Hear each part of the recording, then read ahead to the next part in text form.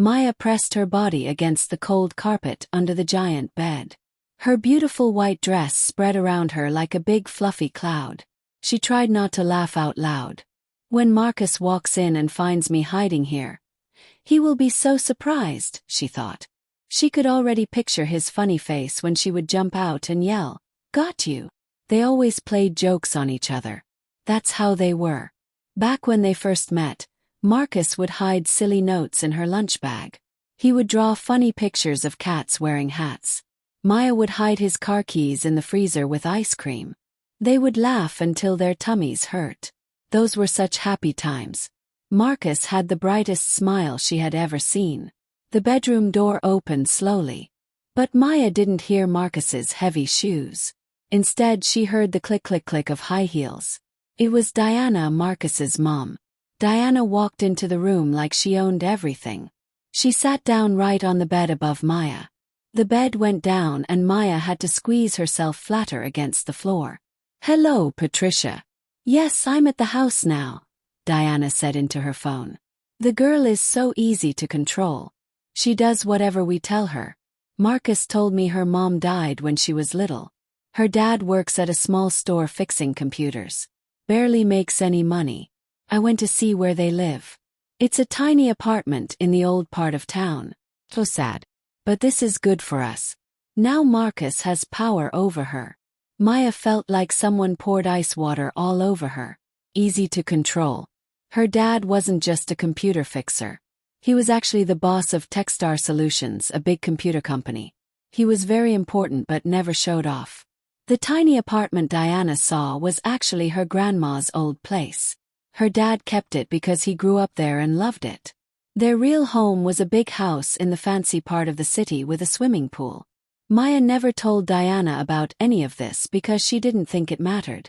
"You see, Patricia, here's our plan," Diana kept talking. Maya could hear a lighter click. Marcus promised his mom stopped smoking 5 years ago. That was a lie too. They stay married for maybe 6 months or 1 year. Then Marcus says they don't get along anymore. I'll help by saying the new wife is mean to me. That she can't clean. That she burns the food. You know how it goes. Then they split up nicely. And the house, which is in her name right now, we take it to court. Marcus paid for everything. We saved all the papers to prove it. The girl won't fight back. What can a poor girl from a small town do against people like us? Marcus and I planned everything perfectly. Diana's phone rang again. "Hi, Marcus." "Yes, honey, I'm in your bedroom." "No, your new wife isn't here. She's probably out having fun with her friends somewhere. Don't worry. She can't run away now. She has the wedding ring on. Her name is on the marriage paper. Done. She's trapped like a bird in a cage. Just remember what we talked about. Be strong from the very first day. She needs to know who is the boss in this house. Don't be soft when she cries or gets upset. All girls do that. If you give them a little bit, they take everything. Drive carefully, son. I'll stay here a bit longer. I'm going to smoke.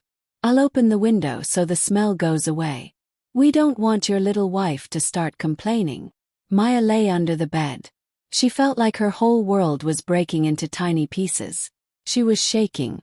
Not because it was cold, but because the man she trusted with her whole heart was a liar and a thief. And his mother was helping him. Now Maya remembered things that seemed strange before. Marcus said the house should only be in her name. "Baby, it's easier this way. And you'll feel safe. It's yours," he told her while kissing her forehead. And she believed him because she loved him. She also remembered Diana asking lots of questions about her family. "Your mom isn't here anymore. You don't have any other family. Oh, you poor little thing." Those looks that Maya thought were kind were actually the looks of a hunter watching an animal. Diana stood up from the bed and walked around the room. She stopped in front of the mirror. "Don't worry, Patricia. Just be patient. I lived with my mean husband for 30 years until he finally died.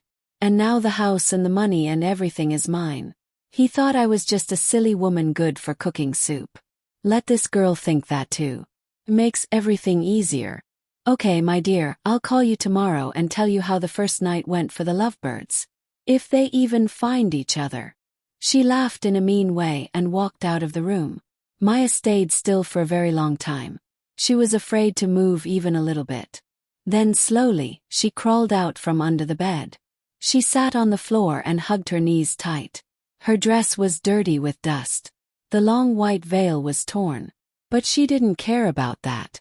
She had to think about what to do next. Her first thought was to grab her things and run away. Run away in her wedding dress in the middle of the night.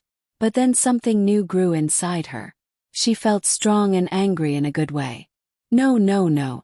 You picked the wrong girl to mess with, she said quietly to herself. She got up and found her phone in her little wedding purse. She was so glad she pressed the record button when she heard Diana's footsteps. At first, she wanted to record Marcus's surprise when she jumped out. But now she had something much more important. Evidence. But one piece of evidence wasn't enough. She needed more. Maya quickly changed out of the dirty wedding dress. She put on jeans and a warm sweater. She hung the dress in the closet and sat down with her computer. Marcus wouldn't come home for a while. She had time to make a plan. The first call was to her dad. Daddy! Even though it was late at night, he answered right away. Princess, why aren't you sleeping? It's your wedding night and you're calling your old dad, he said with love and worry in his voice. Dad, I need to talk about something very serious. Remember when you said you wanted to put part of your company in my name? Can we do that? There was silence for a few seconds. Maya, what happened? Did that boy do something bad to you? Daddy, nothing happened yet. But I need protection. Can you come to the lawyer's office tomorrow morning? Of course, baby girl. And we'll also put Grandma's apartment in your name. I already have the papers ready. Thank you, Daddy. I'll explain everything later. You don't need to explain. The first time I met Marcus, I knew he only wanted your money. And his mother, don't get me started. But you were in love. You didn't want to listen to me. I know, Daddy. I was so foolish. The next call was to her best friend Sophie, who was also a lawyer. Sophie, I'm sorry to call so late. I need help. If a house is in my name and I bought it before getting married, can my husband take it? Maya, what's happening? Are you thinking about divorce already? The wedding was today. Sophie, just answer the question, please. If you bought it before marriage and only your name is on the papers, it's yours. He can only claim something if he can prove he spent money fixing it up or making it better. Why are you asking? I'll tell you everything tomorrow. Can you come to my place at 10 o'clock? Of course, girl. Stay strong. The door opened downstairs. Marcus was home. Maya, where are you, baby? I drove all over the city looking for you, he called out. His voice sounded worried, but Maya could now hear the fake in it. Maya walked down the stairs trying to look normal and calm. Hi, my love. I was just cleaning up a little. I changed into comfy clothes. Marcus hugged her and kissed her. Maya had to try very hard not to pull away. Why are you so cold? Are you freezing or something? I'm just tired. Tomorrow is going to be a busy day. Let's go to sleep. Busy? We're on vacation for 2 weeks. Yes, but the house is new. We need to organize everything. Oh, by the way, your mom came by looking for you. My mother. Why? Marcus's voice sounded tight and nervous. I don't know. I was in the bathroom. I just heard the door. Maybe she left a present or something. They went upstairs to bed. Marcus fell asleep super fast. But Maya lay there with her eyes wide open, making plans in her head. She had 2 weeks off from work. In that time, she had to get proof, protect her things, and teach these bad people a lesson they would never ever forget. And she knew exactly how to do it. The next morning, Marcus woke her up with a kiss. Good morning, Mrs. Carter, he sang happily. Maya almost said, my last name is still Rivera. But she stopped herself. Good morning, honey. Do you want coffee? Yes, and maybe some eggs. Your mom told me you're an amazing cook. Maya almost started laughing. Yesterday that same mom told her friend that Maya couldn't cook at all. Of course, sweetheart. Go take your shower. I'll make breakfast. While Marcus was in the shower singing pop songs, Maya turned on her phone recorder again. She hid it behind the bread box. Then she took frozen waffles from the freezer. She heated them in the microwave and put them on a plate with syrup. She decided not to make eggs because she was too angry. He could eat what he got. Wow, waffles! Did you make these so early? Marcus came out wearing his robe, drying his wet hair. Yes, especially for you, Maya said with a big fake smile. He sat down and took a bite. His face looked confused. They taste weird. Kind of hard. It's a new recipe. They're healthy waffles, she said calmly, pouring the coffee. Oh, okay. Hey, I was thinking, what if you add me to the house papers? You know, so I can talk to the building manager or call repair people if something breaks. Maya took a sip of coffee slowly, making him wait for her answer. Why would you need that? I can handle everything myself. Or do you think I'm not smart enough? No, of course you're smart. But I'm the man. I'm the head of the family now. Sure, honey. We'll talk about it later. I have plans with Sophie today. Which friend? His voice got suspicious real fast. Sophie, you know her. You met her at the wedding. Oh, her. That's fine. But don't be late. Mom is coming for dinner tonight. Make something really good. First impressions are important. Maya smiled sweetly. Of course, my love. What does your mother like to eat? She eats everything. But make it fancy. Try your best. If Marcus only knew what impression his mother already made, he would probably spit out his waffle. But Maya just nodded nicely. We'll make it special. As soon as Marcus left to meet his friends, though Maya was sure he was really going to see his mom to tell her everything, Maya checked her phone recording. It was perfect. Clear sound, especially the part where he talked about being the head of the family and wanting his name on the house. At 10 o'clock, Sophie arrived. She had red curly hair and carried a big folder of papers under her arm. Okay, tell me what mess we need to fix. Maya played the recording from the night before when Diana was talking. Sophie listened with her eyes getting bigger and bigger. Oh my goodness, Maya. This is real stealing. We can take them to court. We can, but I don't just want to go to court. I want them to learn a lesson they'll remember forever. Whoa! The quiet Maya is finally showing her strong side. I always told you that you were too nice. Let's see what we have here. Sophie spread papers all over the table and started explaining. We have a recording of the mother-in-law. Another recording of Marcus. The house is in your name, but he paid the money and has receipts. Wait a second. He officially paid the money. Yes, but it was actually my money. Remember the special account my dad set up for me when I was 18? It had a lot of money in it. I gave that money to Marcus supposedly for us to share. But he took it out in cash like it was his money and gave it to the house seller in front of his mother. I didn't think it was weird. I thought he just wanted to show off for her. And the transfer from your account to his account. Do you have proof? Of course. It was all done at the bank. We have records. Perfect. That's our best proof. Okay, listen carefully. Sophie spread more papers on the table and started explaining the plan. First, move all your money to bank accounts Marcus doesn't know about. Second, get the papers that show your part of your father's company officially belongs to you. Third, collect more evidence. And most important, act normal. Be the sweet, loving wife until everything is ready. The doorbell rang. It was her father with the lawyer. Her dad looked calm and strong like always. Good morning, Sophie. Meh. I brought Mr. Johnson. He'll take care of all the papers. The lawyer was an older man with gray hair wearing a nice suit. He put documents on the table. So, we're officially transferring 49% of the shares in Rivera Tech and the apartment on Maple Street into your name.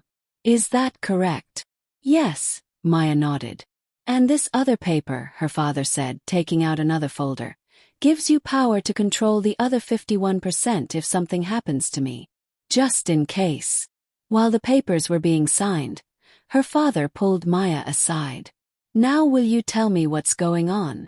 Maya played the recording for him. Her father listened quietly. His face got hard and angry with every second. "Those devils," he said through his teeth when it ended.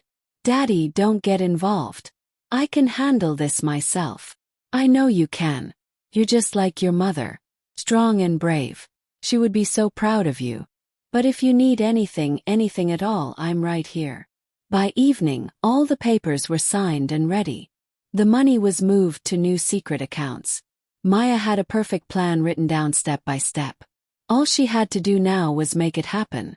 She went to the grocery store to buy food for dinner. Diana eats everything. Perfect, Maya thought. She will definitely eat everything tonight. She bought chicken parts for soup. With cheap butter instead of good butter. And with a big smile, she bought a can of old meat that was past the expiration date.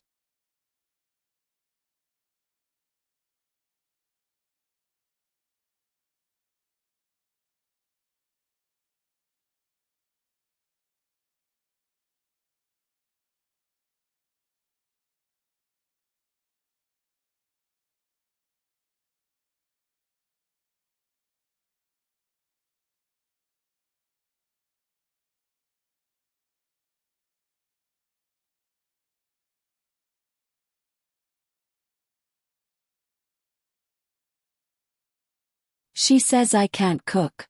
We'll see about that. Back home, Maya got to work cooking. She made the soup with lots of hot peppers and spices to make it super spicy.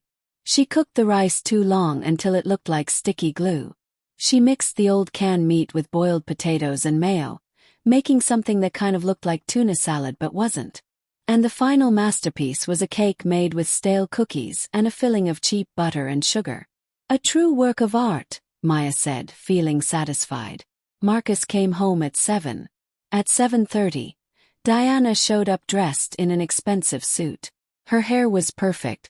She wore fancy perfume. "Maya, darling," she said, blowing a fake kiss in the air. "How are you two lovebirds settling in? Happy, I'm sure. And what's for dinner? I haven't eaten all day. You know, the diet." With an innocent face, Maya started bringing food to the table. First came the spicy soup.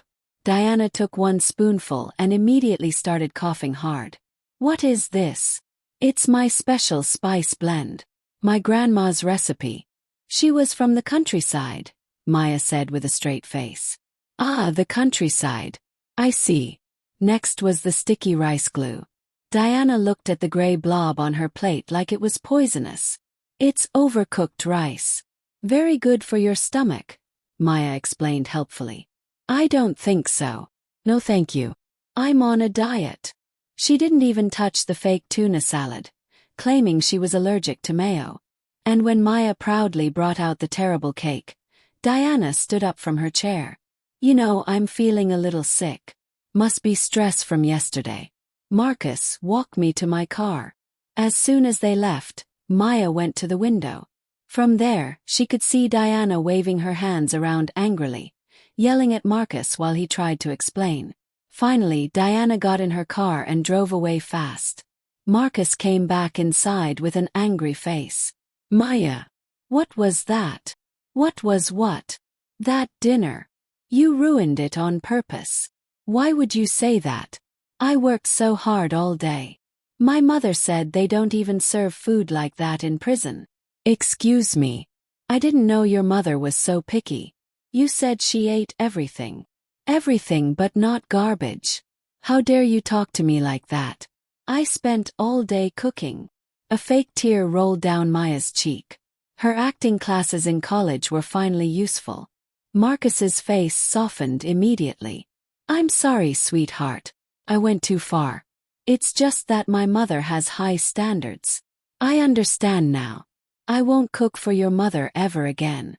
She can bring her own food if mine isn't good enough. Come on, don't be like that. I'll take you to a nice restaurant tomorrow to make up for it." "We'll see," Maya whispered and went to the bedroom. The next few days were strange. Marcus was clearly following his mother's instructions. He complained about small things. He demanded to know how much money Maya spent. He kept hinting that they should add his name to the house papers. Maya pretended to be a hurt but obedient wife while she continued collecting evidence. Her phone was always recording.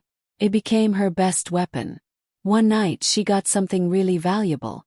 Marcus and his friend Tyler were drinking beers in the living room. After the third beer they started talking freely. Dude, imagine this. My mom set up a whole plan to steal Maya's house. Cool, right? Wait, is the girl rich or something? Nah, she's just average. But the house is in her name and I paid for it. So in about a year we get divorced. Keep the house. And I'm free as a bird again. What if she takes you to court? Takes me to court where? Her dad is a poor worker who can't afford lawyers. My mom and I will destroy her in 2 days. Maya sat in the next room listening and smiled. Poor worker. We'll see about that, my dear husband. 1 week later, Maya decided she had enough evidence. It was time to act. The first call was to Diana. Diana, it's Maya. I wanted to say sorry about that dinner. Can you come over tomorrow? I'm going to cook something really special. Oh, Maya. I don't know. Please. I want us to have a better relationship. You're like a second mother to me. That last sentence seemed to make Diana happy. Well, all right then. Come.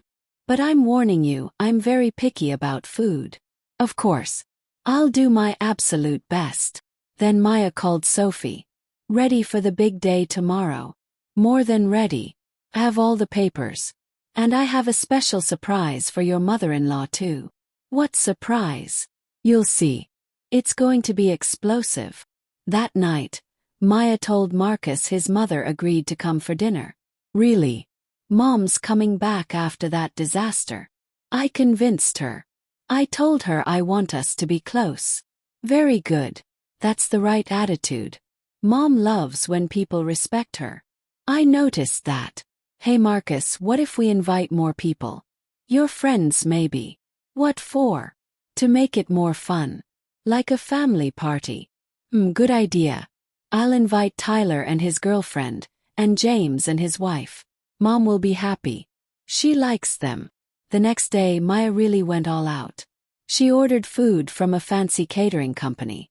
She decorated the table beautifully. She even bought fresh flowers. The guests started arriving at 7.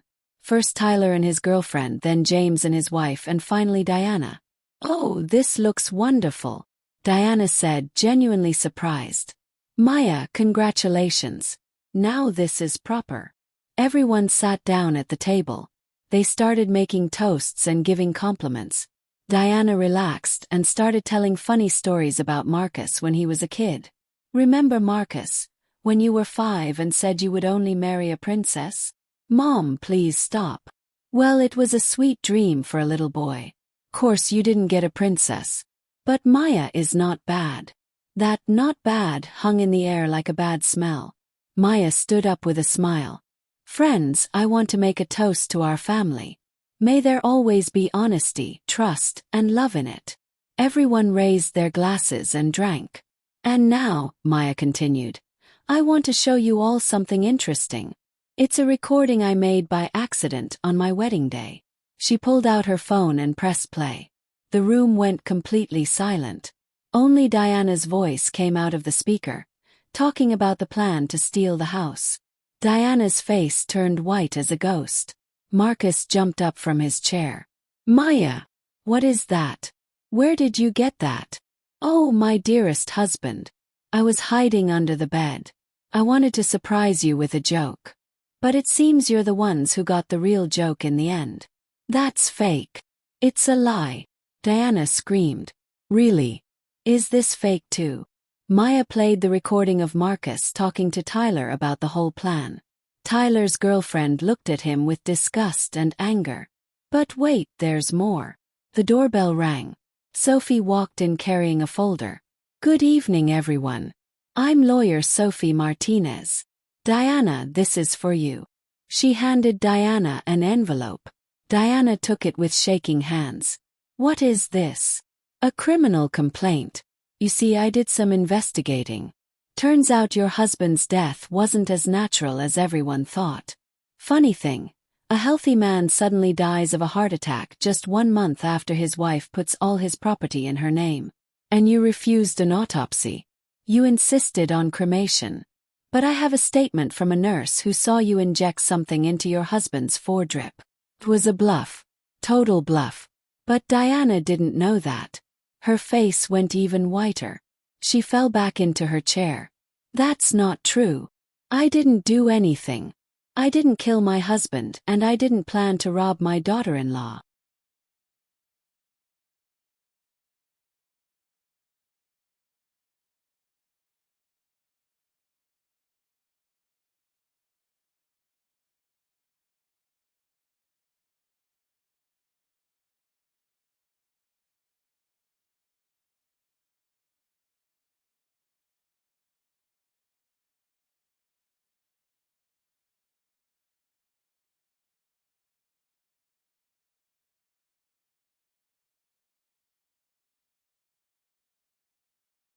Marcus looked frozen. Mom, is what she's saying about Dad true? Marcus, son, it's all lies. Your father was sick. And putting everything in my name was for you, so you would inherit it all. Maya walked up to her husband. Marcus, here are the documents. The bank transfer from my account to yours. The money you used to pay for the house was my money. And here's the tax return for my father. He's the chief engineer at a major technology company with a salary that would make your mother's jaw drop. And these are the papers for our real house in the rich part of town. Not that tiny apartment your mother went to inspect. And you know what else? I could call the police right now and report both of you for fraud. But I won't. Why not? Marcus asked in a quiet voice. Because I'm not like you. I'm going to give you one chance. Diana will stand up right now. Leave. And never appear in my life or Marcus's life ever again. If I ever see or hear anything about you, all of this goes straight to the police. And not just for the house fraud. Diana stood up, wobbling on her feet. Marcus, son. Leave, Mom, he said in a defeated voice. Just go. The mother walked out and slammed the door. The guests sat there in shock. Tyler's girlfriend was the first to react. Tyler, we're leaving. And we're going to have a serious talk at home about your part in all this. They left quickly. James mumbled an awkward goodbye and disappeared with his wife. Only Maya, Marcus, and Sophie remained in the house. Maya, Marcus started to say. Don't say anything. Just pack your things and leave. We'll file for divorce tomorrow. But couldn't we try to fix this? Try to work it out. Fix what, Marcus? The fact that you betrayed me. That you and your mother planned to steal from me. That you thought I was some poor stupid girl. No, honey. You don't fix that kind of thing. Marcus went upstairs silently to pack. 30 minutes later, he was standing at the door with his suitcase. Maya, I swear I didn't want to do it. It was Mom's idea. I was weak. No, Marcus. You are a grown man. You made your own choices. Now leave. He left. And Maya finally let herself cry. Sophie hugged her tight. You're incredible, girl. A true fighter. You know, Sophie, I loved him. I really believed in him. I know you did. But it's better to know the truth now than years from now when it would hurt even more. Yes, you're right. Thank you for everything. The divorce was fast and quiet. Marcus didn't try to claim anything. He was probably too scared of a scandal or going to jail. Diana disappeared completely. People said she moved to another state to live with her sister. Maya stayed in her house, healing her heart and starting fresh. Months went by. Maya was at a coffee shop with Sophie, drinking lattes and laughing at a funny story. That's when a tall man with kind brown eyes and a warm smile walked in. He went to the counter to order coffee. At that exact moment, their eyes met across the room. He smiled and nodded at her. Maya smiled back. What are you thinking about? Sophie poked her arm. What? Nothing. He's handsome. The man walked over to their table. Excuse me, ladies. Do you mind if I sit here? There are no empty tables and I need to work on my laptop. Go right ahead, Sophie replied, kicking Maya under the table with her shoe. He sat down and opened his computer. Maya could see blueprints and designs on the screen. Are you an engineer? She asked before she could stop herself. Yes, I design buildings. Are you one too? Well, I studied it. Now I work in project management. Wow, a colleague. My name is David. Maya. Nice to meet you. They started talking about work, favorite books, and movies they liked. Sophie, being very smart, made up an excuse about an urgent errand and left, giving Maya a big wink. Maya and David stayed in the coffee shop until it closed, just talking and laughing. Maya, can I get your number? I'd really love to continue this conversation, he said as they walked outside. Maya smiled and told him her number. I'll call you tomorrow. I'll be waiting. That night, Maya couldn't fall asleep. Her heart was racing. She kept thinking about David and his kind smile. Don't fall in love, Maya. Don't be naive again, she told herself. But her heart wouldn't listen. David kept his word and called the next day. He invited her to a music concert. Then they went to an art show. Then a walk in the park. Then dinner at a cozy little restaurant. He was kind, funny, smart, and most importantly, honest. No games. No lies. No mask. On their third date, Maya decided to tell him about her failed marriage. David listened carefully without interrupting even once. You know, Maya, your ex-husband is a complete fool. To lose a woman like you because of greed and lies. Unbelievable. Do you really think that? I'm absolutely sure of it. Any man would be lucky to have you. Smart, beautiful, independent, strong. Maya felt her cheeks get red. You're exaggerating. Not even a little bit. And I'll tell you something else. I'm really glad he was such an idiot. Because if he wasn't, I never would have gotten to meet you.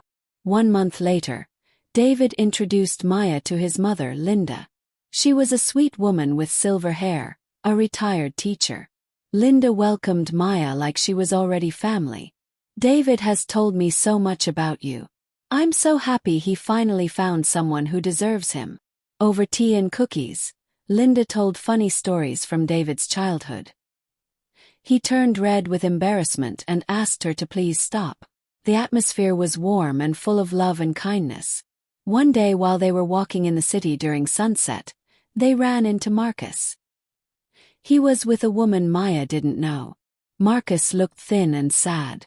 When he saw Maya holding David's hand, he stopped walking. Maya. Hi. Hi, Marcus. You look, well. It was a lie, but Maya didn't want to be mean. Thanks. You look really happy. I am happy. This is David. The two men shook hands awkwardly. I wanted to say I'm sorry. For everything that happened, Marcus said quietly. There's no need, Marcus. That's all in the past now. My mother is gone. We don't talk anymore. We have no contact. I'm sorry to hear that, Maya said, and she actually meant it. Even though Diana was terrible, losing a mother always hurt. Marcus nodded sadly and kept walking. His new girlfriend was asking him questions and he was answering with just 1 or 2 words. Your ex?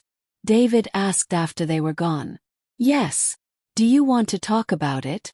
No. He's the past. I have the present and the future now. She looked at David and smiled big. He squeezed her hand gently. That night, Maya got a phone call from her father. Princess, how are you doing? Very well, Daddy. I can hear it in your voice. This David of yours seems like a good man. I did a little research on him. What? Daddy, really? I have a right to know who my daughter is dating. And the guy is excellent. Good family, hard worker, no bad habits. And best of all, he looks at you like you're the most precious thing in the whole world. Daddy, please. I'm just telling the truth. Take care of him. And take care of yourself too, Princess.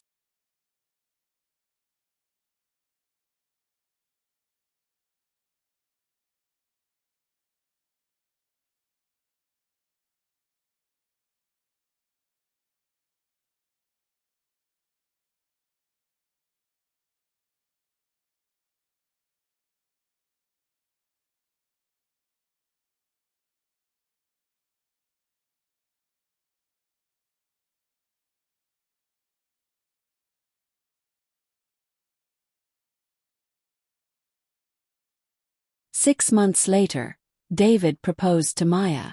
No big show. No public display. Just during a simple dinner at home. He pulled out a ring and said, "Maya, marry me. I want to wake up next to you every single morning.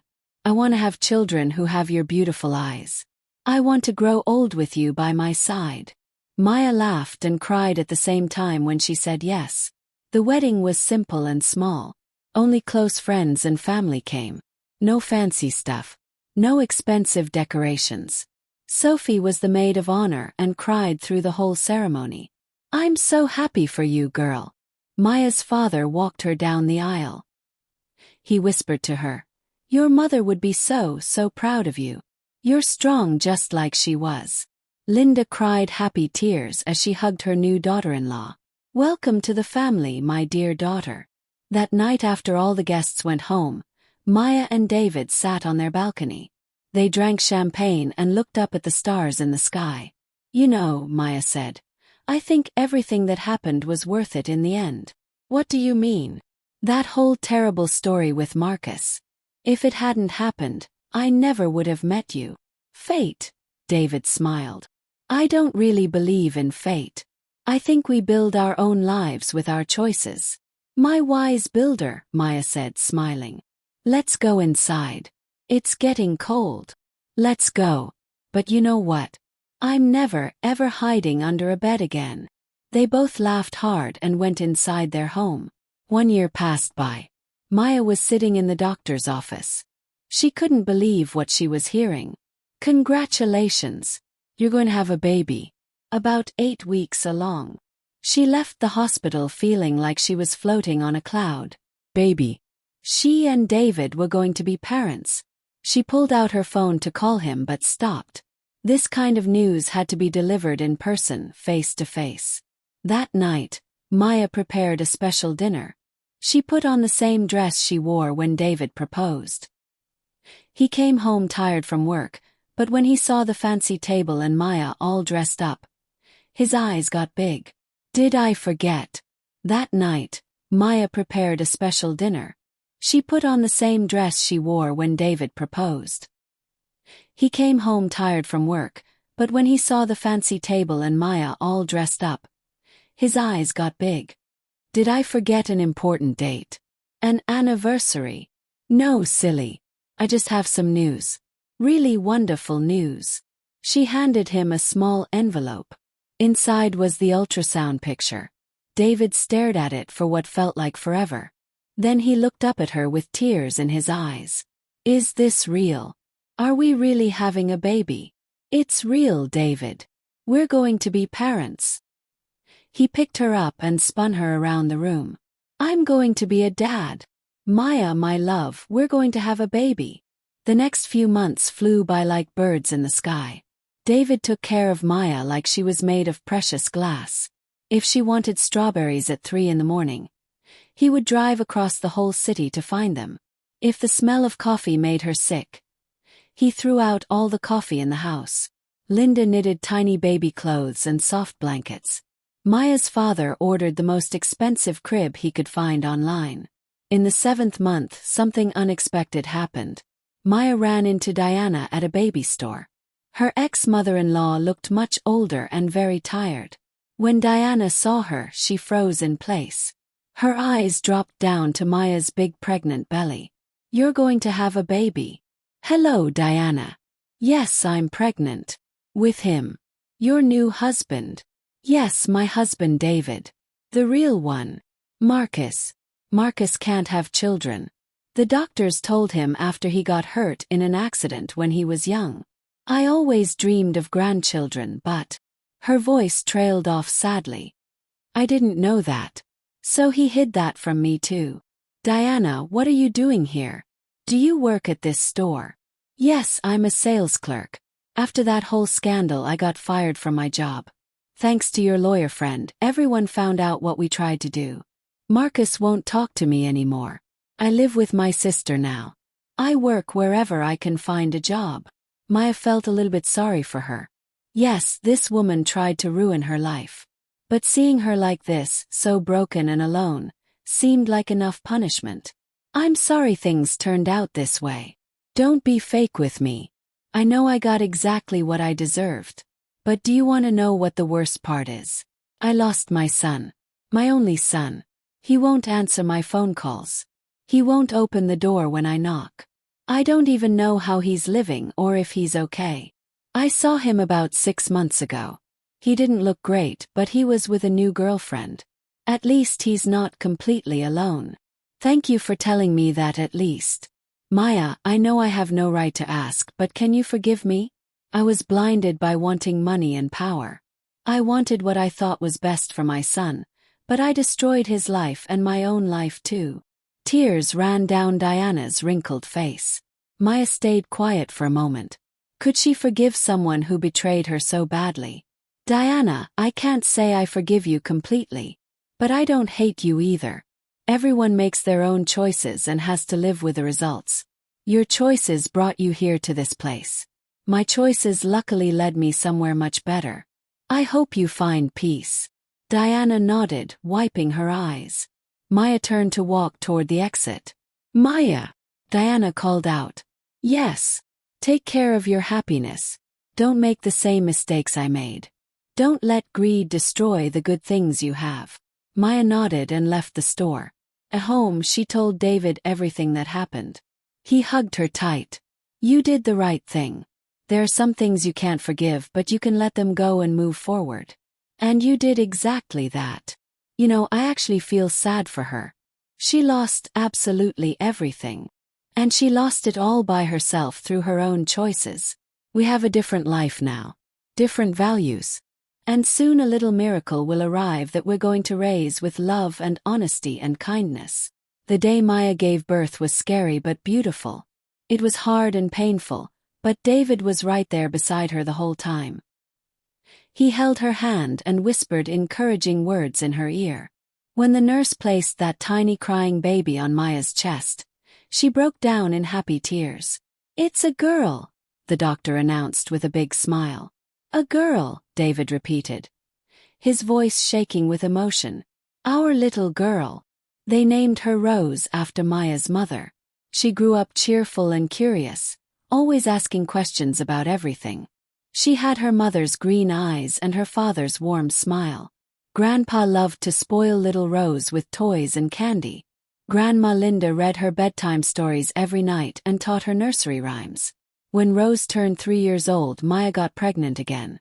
This time they had a boy. They named him Leo. He was quiet and thoughtful from the very first day. Rose was so excited to have a baby brother. She became his little helper, rocking him gently and singing him lullabies she made up.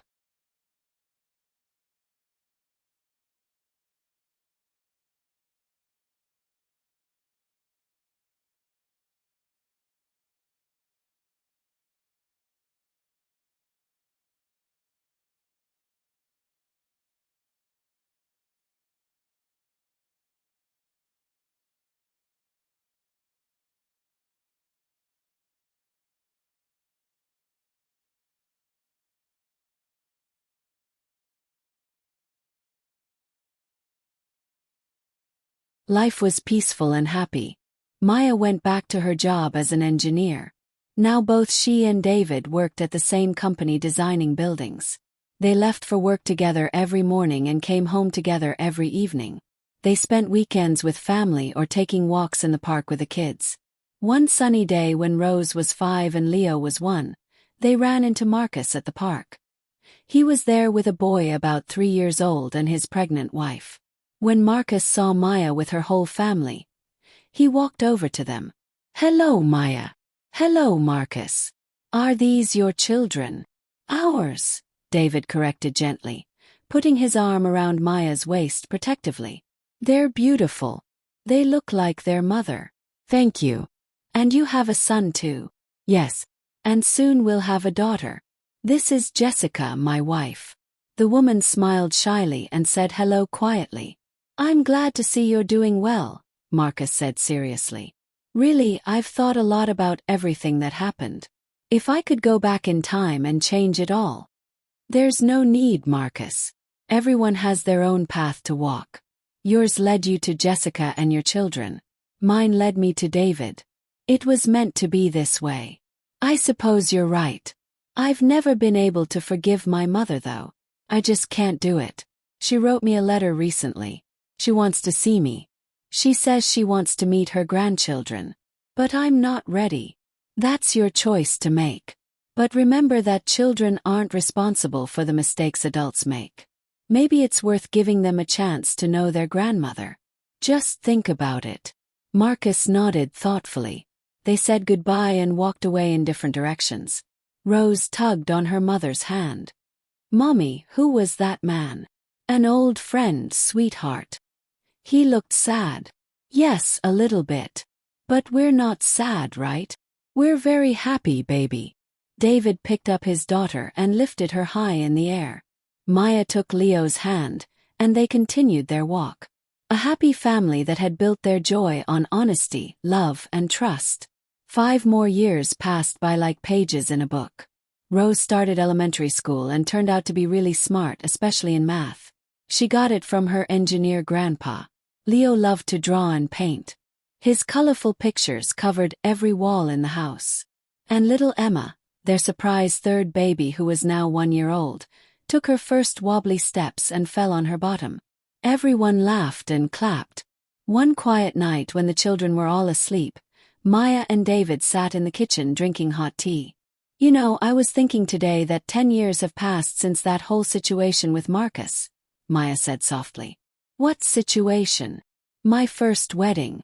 When I hid under the bed. Oh, that. Forget about it. Why bring up the past? I'm not bringing it up to be sad. It's just that if that episode under the bed hadn't happened, none of this would exist. Not you, not our kids, not our happiness. You're getting deep and philosophical, David joked a little. You know what though?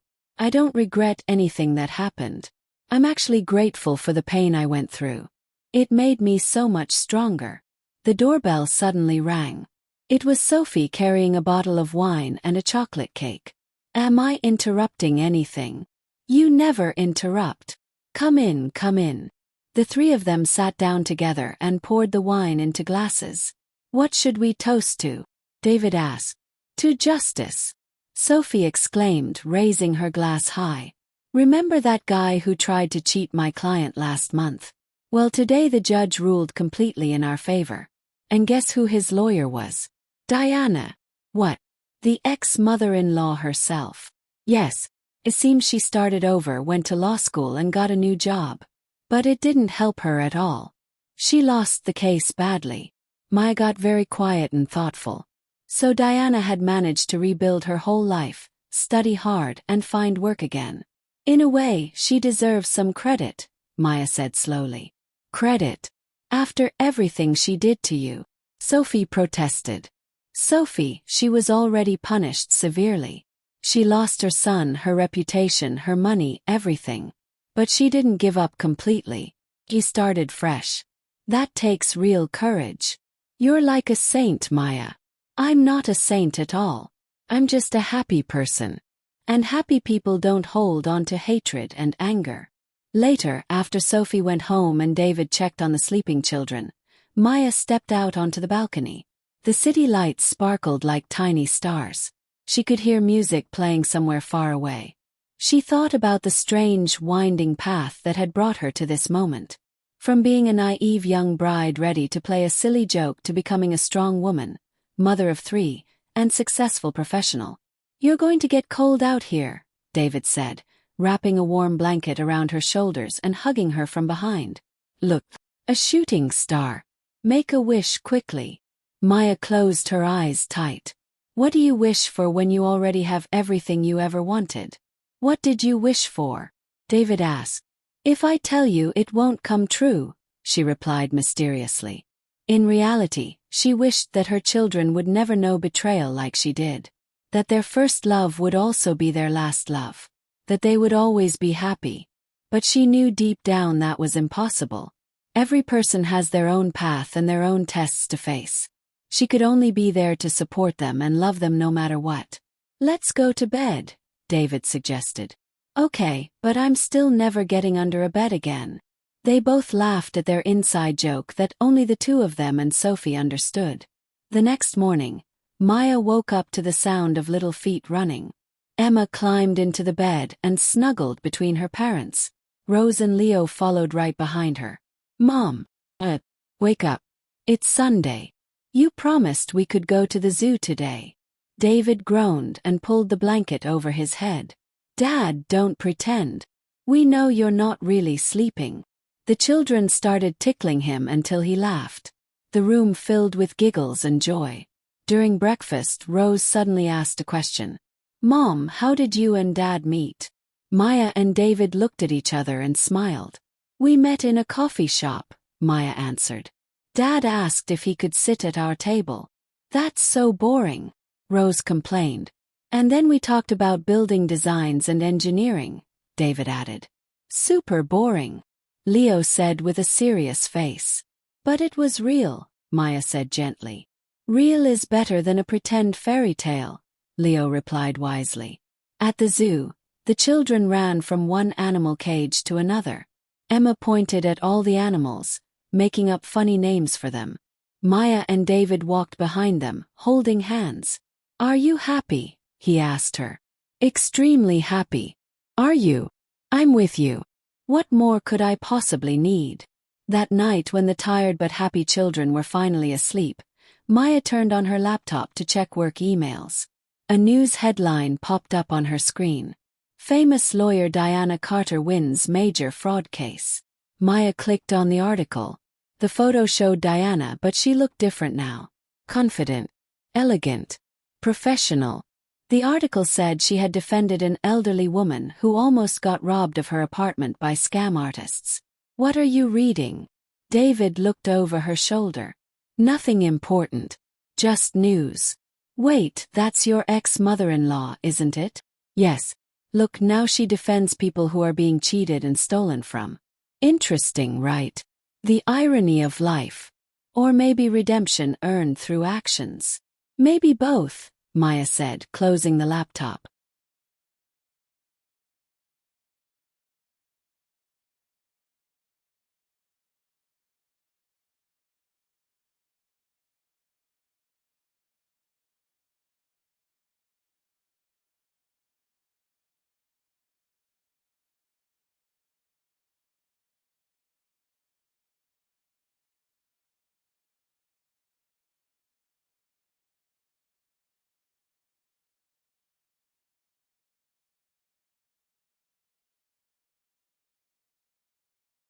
The past was behind her where it belonged.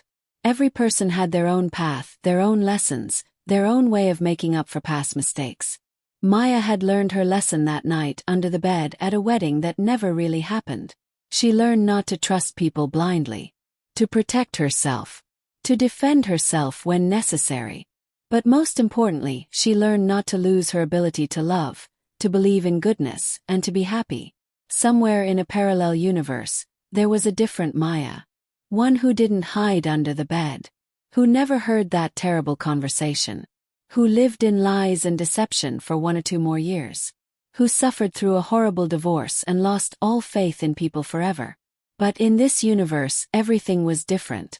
A prank, a single moment hiding under a bed, changed her entire destiny completely. What are you thinking about so deeply? David asked her. How strange everything is. How one tiny moment can change absolutely everything. The butterfly effect. Yes, my butterfly was hiding under a bed on my wedding night. And thank goodness for that butterfly. Yes, thank goodness. They turned off all the lights and went to bed. In the next room, their children breathed peacefully in their sleep. Outside, the city hummed quietly. Peace filled their home. That deep, true peace that only exists in families built on real love and complete trust. The next day, the phone rang early in the morning. It was Maya's father. Princess, I have some news. Dad, what is it? Well, remember Grace from the office? We've been dating for a while now.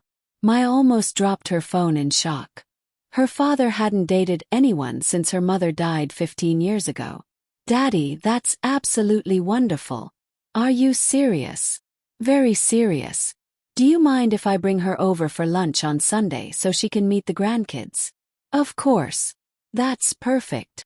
Grace turned out to be a lovely woman, about 55 years old, with kind eyes and a gentle voice. The children were suspicious at first, watching her carefully. But she quickly won them over completely. She gave Rose a science kit for kids. She gave Leo a set of professional art supplies. And she gave Emma a giant stuffed teddy bear. During lunch, Grace told funny stories that made everyone laugh until their stomachs hurt. Grace is amazing at the company, Maya's father said with obvious pride. She's the only woman department head. Oh, stop, you're exaggerating, Grace said, her cheeks turning pink. But that's really impressive, Maya said sincerely. I know how hard it is for women to succeed in a field full of men. You're an engineer too, your father told me. Maybe you could come work on our team. We have an opening right now. Thank you so much, but I'm very happy where I am currently. That's fine, but the offer stays open if you change your mind. When the guests left, David commented, Your dad looks really happy. Yes, I'm so glad for him. He was alone for way too long. Grace is a wonderful person. She really is. And you know what? I was thinking maybe you should consider her job offer. Your dad's company is pretty impressive. Would you be okay with that? Of course. Why wouldn't I be? 1 month later, Maya joined her father's team at his engineering firm. The work was challenging but absolutely fascinating. Grace became not just her colleague but also her close friend. And soon after that, her stepmother. Her dad proposed to Grace and they got married in a small, simple ceremony. Only the closest family members were there. Rose recited a beautiful poem she wrote. Leo painted a portrait of his grandpa and Grace together. And Emma carried the wedding rings on a tiny silk pillow. Life kept moving forward steadily. The children grew bigger and smarter. Maya and David worked hard and loved each other deeply. They sometimes argued about small silly things, but they always made up and apologized. Simple, normal, everyday life. And hidden in that ordinary life was true happiness. The kind of happiness worth fighting for and protecting. One day while cleaning out the closet, Maya found her old wedding dress. The one from her first wedding. The one she had worn while hiding under the bed. She took it out carefully and smoothed the wrinkles. Rose came running into the room. What a pretty dress. Is that yours, Mom? It was mine once, a long time ago. Can I try it on when I'm bigger and older? Of course you can, sweetheart. But I hope you'll have a brand new one of your own someday. Why? Is this dress unlucky or something? No, my love. Actually, my happiness started while I was wearing this dress. It just started in a very unusual way. Will you tell me the story someday? When you're much older, I promise. Maya put the dress back in the closet carefully. Let it stay there as a reminder. A reminder that even from the darkest night, you can step into bright daylight. That betrayal and pain can become a springboard to real happiness. That sometimes under a bed, there isn't just dust and old shoes but also destiny waiting to be discovered. That night while the whole family sat eating dinner together, David suddenly announced, We're all going on vacation. To the beach. Yay! All the children screamed excitedly. Yes, we are, Maya smiled warmly. But we're going to find a nice hotel with comfortable beds. And absolutely nothing hidden underneath them. David joked, winking at her. What kind of secrets are you talking about? Rose asked curiously. Grown-up secrets, Maya replied mysteriously. Adults are so weird, Leo said thoughtfully. All grown-ups are weird and confusing. That's absolutely true, David nodded and kissed his wife. Emma banged the table with her spoon. Food. More food, she demanded. Everyone burst out laughing. Just an ordinary night in an ordinary family. But contained in that everyday moment was an entire life full of love, trust, and complete happiness. A life that almost ended in terrible betrayal but ultimately led Maya to true love and a beautiful family. And if someone asked Maya if she wanted to change anything about her past, she would answer firmly. Nothing. Absolutely nothing at all. Because every tear she cried, every wound she suffered, every disappointment she faced led her exactly to where she was supposed to be. With her family. With her love. With her real home. In another part of the city, Diana was working late on a new case. She was defending a young woman whose husband was trying to steal her apartment through fraud. The story was almost identical to what Diana and Marcus had tried to do to Maya years ago.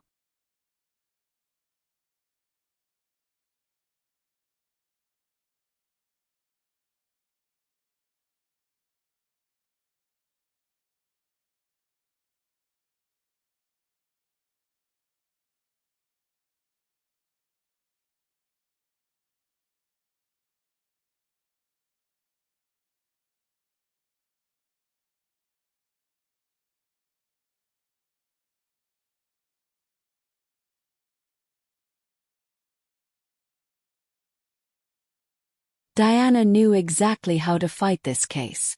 Personal experience was the best teacher in the world.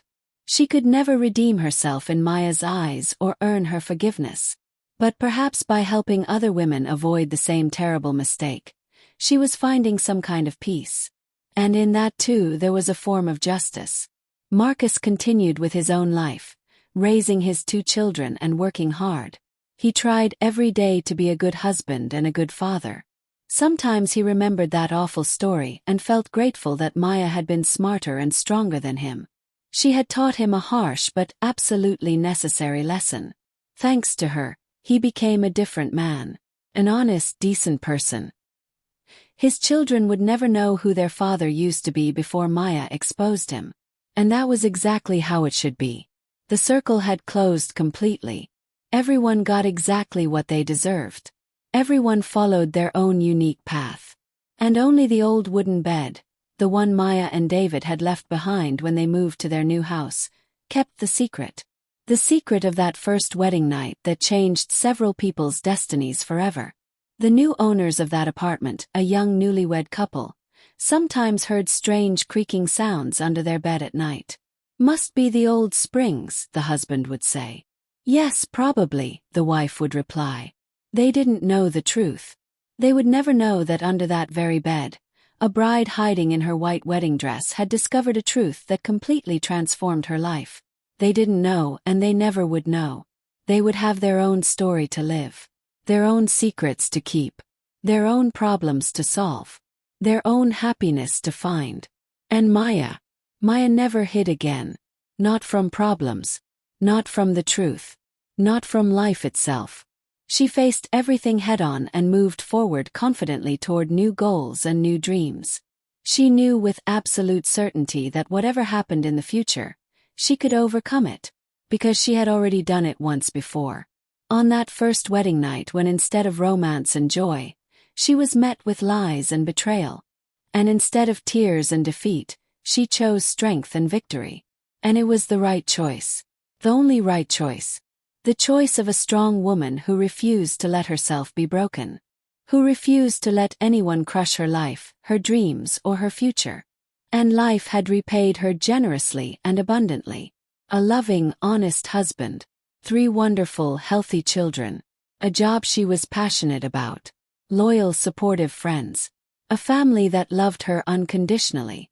Sometimes, very rarely, Maya remembered that terrible night. Not with pain or bitterness or resentment, but with gratitude. Strange as it seemed, she was actually thankful. Because if it hadn't been for that night, this beautiful day wouldn't exist. This peaceful evening wouldn't be real. This perfect moment wouldn't be happening. The moment when she sat on her porch swing watching her children play tag in the yard. Watching David flip burgers on the barbecue grill. Watching her father and Grace discuss some complicated technical problem animatedly. Watching Sophie arrive with her husband and kids, carrying an enormous birthday cake. It was Rose's 10th birthday party today. "Mom, look what Dad gave me," Rose shouted, running toward her with a big box in her hands. Inside was an advanced robotics kit, almost professional quality. "Dad says I'm old enough for this now." "Of course you are, my darling. You're becoming quite a young lady." Mom, tell me again how you met Dad. But the real true story, not the boring coffee shop version. Why not the coffee shop story? That's really what happened. Because that's way too boring for a real love story, Mom. You know what, Rose? The very best stories usually start out seeming boring and ordinary. But then they become absolutely magical. Just like in real life, not fairy tales. More like real life is better than fairy tales, Rose said wisely before running off to show her present to Grandpa. Maya sat there watching her big, loud, chaotic family gather together. David caught her eye from across the yard. He winked and blew her a kiss through the air. She smiled and blew one back. Yes, her story with David had started in an ordinary coffee shop. But her real story, the one about finding her inner strength, about rebirth and transformation, about making brave decisions, had begun under a bed on her first wedding night. The night that changed absolutely everything. And Maya silently thanked life for that painful lesson. For everything she had been through. For the pain that made her unbreakably strong. For the betrayal that taught her the true value of loyalty and trust. For the devastating loss that led her to an incredible gain. For the ending that became a beautiful new beginning. The sun was setting slowly, painting the sky in brilliant shades of pink, orange and gold. The house smelled amazing from Grace's homemade cookies baking in the oven. Leo was painting a birthday portrait of his big sister while she posed dramatically. Emma ran around chasing the new puppy they had adopted from the animal shelter. They had named him Buddy. Maya, come on, let's cut the cake, her father called out cheerfully. She stood up slowly and smoothed down her simple, comfortable house dress. Not white, not a wedding dress, but the dress of an ordinary day in her extraordinary, wonderful, authentic life that she had built from scratch. And as she walked toward her family gathered around the picnic table, she thought one more time, thank you. She didn't know exactly who she was thanking. Fate, God, the universe, random chance. But thank you for every single moment. For every tear that made her stronger. For every smile that filled her heart. For having been that impulsive, playful girl who 12 years ago decided on a whim to hide under a bed. That decision changed her entire life forever in ways she could never have imagined. Because sometimes the most important life-changing decisions are made in the least expected moments. Sometimes salvation and hope come from where you least imagine possible. Sometimes under a bed, you don't find a scary childhood monster but a guardian angel. An angel who shows you the painful truth and points you firmly toward the right path forward. And Maya had followed that path with courage and determination. Followed it toward her family, her true love, her real life. The life that had begun under a bed on her first wedding night. Life has a strange habit of surprising you precisely when everything seems perfectly settled and in place. 3 years after Rose's 10th birthday party, when Maya was 43 years old and had been happily married to David for 13 years, something unexpected happened that shook their quiet, peaceful existence. It all started with a phone call on an ordinary Tuesday morning.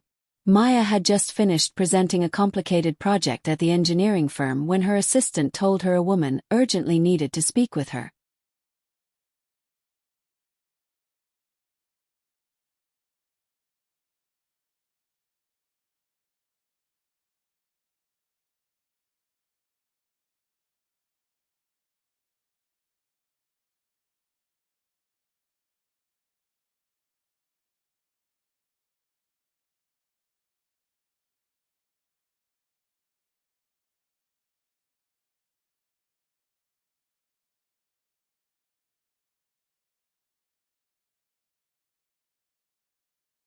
The assistant said it was extremely urgent and had something to do with Marcus Carter. Maya felt confused and worried. What could possibly have happened after all these years? She picked up the phone carefully. Maya, this is Jessica, Marcus's wife. I'm so sorry to bother you out of nowhere, but Marcus is in the hospital. He was in a terrible car accident. The doctors say he needs an emergency operation immediately. And he has a very rare blood type. B negative. Neither our children nor I have it. I know this is asking a lot after everything that happened between you, But do you happen to have the same blood type? Maya felt her hands go ice cold. Her heart started racing. As it happened, her blood type was indeed B negative. Very rare type. Yes, I have that type. Which hospital is he at? He's at Memorial Hospital downtown. Can you possibly come? I'm coming right now. Don't worry. Thank you so much. It's literally a matter of life or death. Maya got permission from work immediately and drove straight to the hospital as fast as she safely could. In the intensive care waiting room, she found Jessica sitting there looking exhausted and terrified. Her eyes were red and swollen from crying. 2 children sat beside her, a boy about 8 years old and a girl about 6. When Jessica saw Maya walk in, she jumped up from her chair. Thank you so much for coming. I didn't know who else to call. The doctors are waiting for you in the lab. Maya nodded and followed a nurse to the blood donation room. While they were drawing her blood, she thought about how incredibly strange life was. The man who had once tried to defraud her and steal everything she owned now depended completely on her help to survive. And she was doing it. Not for him, but for those innocent children sitting in the waiting room. They didn't deserve to lose their father because of his past mistakes. The operation took 6 long hours. Maya decided to stay at the hospital even though she wanted to leave. Jessica looked so scared and alone. Please stay, Jessica had begged. I don't have any family here in the city. And Marcus's mother Diana is living abroad now. I can't reach her. All right, I'll stay with you. They sat in the uncomfortable waiting room chairs drinking terrible vending machine coffee. Jessica began to speak quietly, telling Maya things she never knew. It turned out Jessica knew the entire story from the very beginning. Marcus had told her everything before they got married. He said he had been a complete idiot and a terrible person, that he lost the best thing he ever had because of greed and lies, that it took him years and years to forgive himself for what he did to you. But then he met me and everything slowly started to get better. He became a different man. But he never could reconcile with his mother Diana. She tried writing him letters many times, but he always sent them back without even opening them. As the sun went down outside the hospital windows, the surgeon finally came out. He had good news written all over his tired face. The operation was successful. Marcus is awake and stable now. The danger has passed. Jessica broke down crying tears of pure relief. Her children hugged her tightly, crying too. Maya stood up quietly, ready to leave and go home. But Jessica stopped her. Maya, would you want to see him? Please. I think he'd want to thank you himself. Maya hesitated but finally agreed. In the hospital room, Marcus lay pale and weak, connected to various tubes and beeping monitors. When he saw Maya standing in the doorway, he tried to smile. Thank you, he whispered in a scratchy voice. Jessica told me you gave blood to save my life. After everything I did to you, saying thank you seems completely inadequate. You don't need to thank me, Marcus. Jessica told me you have a beautiful family now. Take good care of them. That's all that matters. I will. Promise I will. Maya, are you happy? In your life? Yes. Very, very happy. I'm genuinely glad. Truly, I'm glad you found happiness. Maya left the hospital after dark. David was waiting for her in the parking lot. She had called and told him everything. You did the right thing, he said, hugging her tight when she got in the car. I'm so proud of you. I couldn't do anything else. There were children involved. Innocent kids. That's exactly why I love you. Come on, let's go home. Our kids are waiting for you too. At their house, Rose, who was now 13 and thought she was practically an adult, met her with crossed arms. Mom, is it true you saved a man's life today? Like a real superhero. Who told you that? Dad texted me. Mom, that's so incredibly cool. You're amazing. No, Rose. I'm not a hero at all. I just did what any decent person should do. But who was that man you saved? Do we know him? An old acquaintance from many years ago. Someone I used to know. The sad man we saw at the park that one time. Her memory was absolutely incredible. Nothing got past Rose. Yes, that's him. Why did you help him if he made you sad before? Because sometimes you have to help people even when they've hurt you in the past. That's called compassion and forgiveness. I think I understand. You're teaching us to be good people, right, Mom? I'm trying my best, sweetheart. The story with Marcus had an unexpected continuation that nobody saw coming. 2 weeks later, Diana showed up at Maya's office unannounced. She had aged dramatically. Her hair was completely white now. Her face was deeply lined with wrinkles. But she still stood straight and tall with dignity. Maya, may I please speak with you for just a moment? Good morning, Diana. Please sit down. I came to thank you for saving Marcus's life. Jessica called and told me everything you did. You don't need to thank me. It was the right thing to do. Yes, I do need to thank you. I've thought constantly about what I did to you. What I tried to do. About everything I lost because of my greed and ambition. You were absolutely right about everything. Everyone makes their own choices and has to live with the consequences. My choices cost me my relationship with my son for over a decade. But you didn't let my terrible choices cost him his life when he needed help. Thank you from the bottom of my heart. Diana stood up to leave, but she stopped at the door and turned back. You know, I help women who have been defrauded now. Women who are being cheated and stolen from. It's my way of trying to redeem myself. Not to earn your forgiveness. I know I don't deserve that and never will. But to redeem myself to God, if He exists and is listening. Diana! Maya called out as the older woman reached for the door handle. She turned around with sad eyes. I forgave you a long time ago. Not for your sake but for mine. Carrying around hatred and resentment is far too heavy a burden.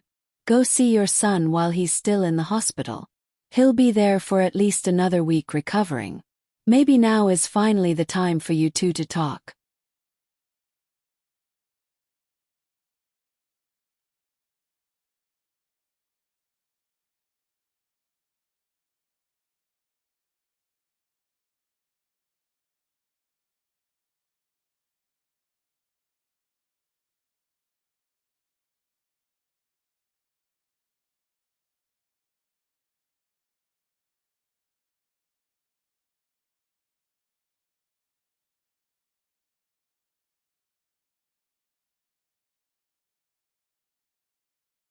Diana! Maya called out as the older woman reached for the door handle. She turned around with sad eyes. I forgave you a long time ago. Not for your sake but for mine. Carrying around hatred and resentment is far too heavy a burden. Go see your son while he's still in the hospital. He'll be there for at least another week recovering. Maybe now is finally the time for you two to talk and heal. Diana nodded slowly, tears filling her eyes. She whispered thank you one more time and left quietly. Later that week, Jessica called Maya with surprising news. Marcus and his mother finally talked. Really talked for the first time in years. It wasn't easy or comfortable, but the ice between them is finally starting to melt. Diana has been visiting her grandchildren. She helps with homework and reads them bedtime stories. She doesn't push or try to take over. The children are slowly accepting her. It's like a small miracle. Maya's life continued moving forward at its own steady pace. Rose entered high school and joined the robotics club. She dreamed of becoming a computer programmer. Mom, engineering is old-fashioned. The future is all about artificial intelligence and coding, she announced confidently one day. Leo, now 11 years old, was already having his artwork displayed in local galleries. His art teacher said he had extraordinary natural talent that needed to be nurtured. Emma turned 7. She was exactly like Maya had been as a child. Full of energy, determined, stubborn, with a personality that filled every room. One afternoon, Emma came home from school crying her eyes out. What's wrong, my darling? Maya asked with immediate concern. A mean girl in my class said I was adopted. She said I don't look like Rose or Leo at all. She said you probably found me at an orphanage and felt sorry for me. Maya hugged her daughter tightly against her chest. That's complete nonsense, sweetheart. You are my daughter. My precious girl. You just look like your great-grandmother. My grandmother. She also had dark curly hair and brown eyes just like yours. The rest of us take after Dad's side of the family with lighter features. That's all it is. Really? You promise? Of course I promise. Do you want me to show you old photographs to prove it? They sat together for over an hour looking through the family photo album. Maya told Emma stories about her ancestors and relatives. Suddenly, Emma asked an unexpected question. Mom, why don't you have any pictures from your wedding to Dad? My friend Bella's mom showed me her wedding album. The pictures were really pretty with fancy decorations. Maya paused, choosing her words carefully. She had destroyed and thrown away all the photos from her first wedding to Marcus. And she barely had any from her simple second ceremony with David. There just hadn't been time or money for a big celebration. You know what, Emma? Let's do a special photo shoot. We'll all dress up fancy like it's a wedding. We'll take beautiful family pictures together. Yes. And Dad can wear his nice suit that he never wears. We'll definitely convince him somehow. What started as a simple photo shoot idea soon grew into something much bigger and more meaningful. Sophie suggested excitedly. What if you and David have a vow renewal ceremony? Like a symbolic second wedding just for yourselves and your closest friends. After all, 15 years of marriage is definitely worth celebrating properly. David loved the idea immediately. 15 years together is an excellent reason to celebrate. Let's do it. The preparations started right away with everyone getting involved. Rose took charge of all the organization, showing amazing natural leadership skills. Leo designed beautiful custom invitations decorated with his original drawings. Emma helped her mother try on dozens of dresses at different stores. Maya's father and Grace handled all the food arrangements for the party.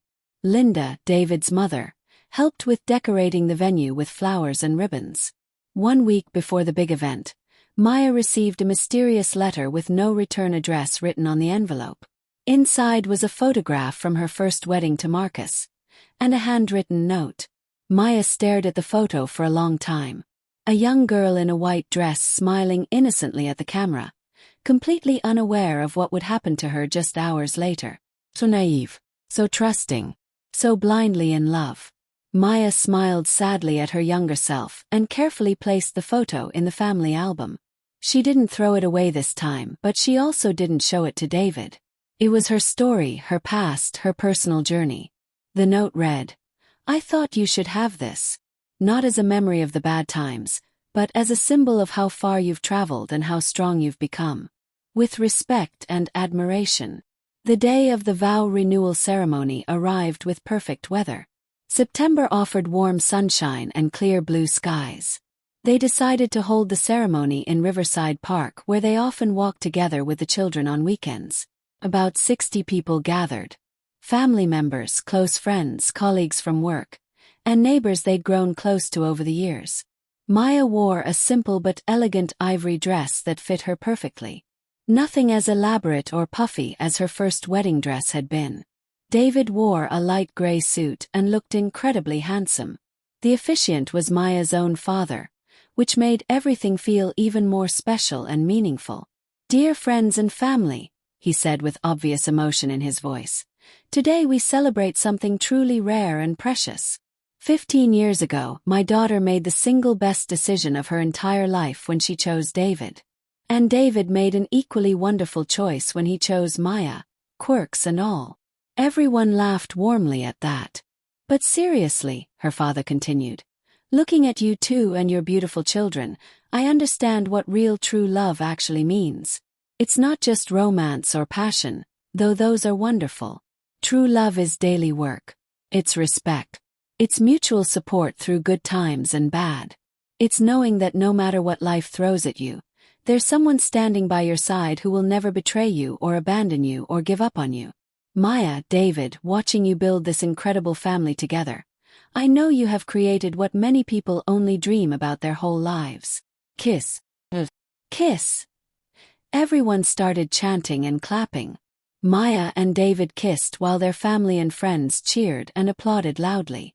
Rose took professional quality photos with her new camera, her latest passion for the past year.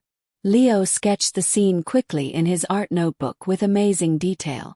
Emma ran around between the guests announcing to everyone, "My mommy is the most beautiful bride in the whole entire world."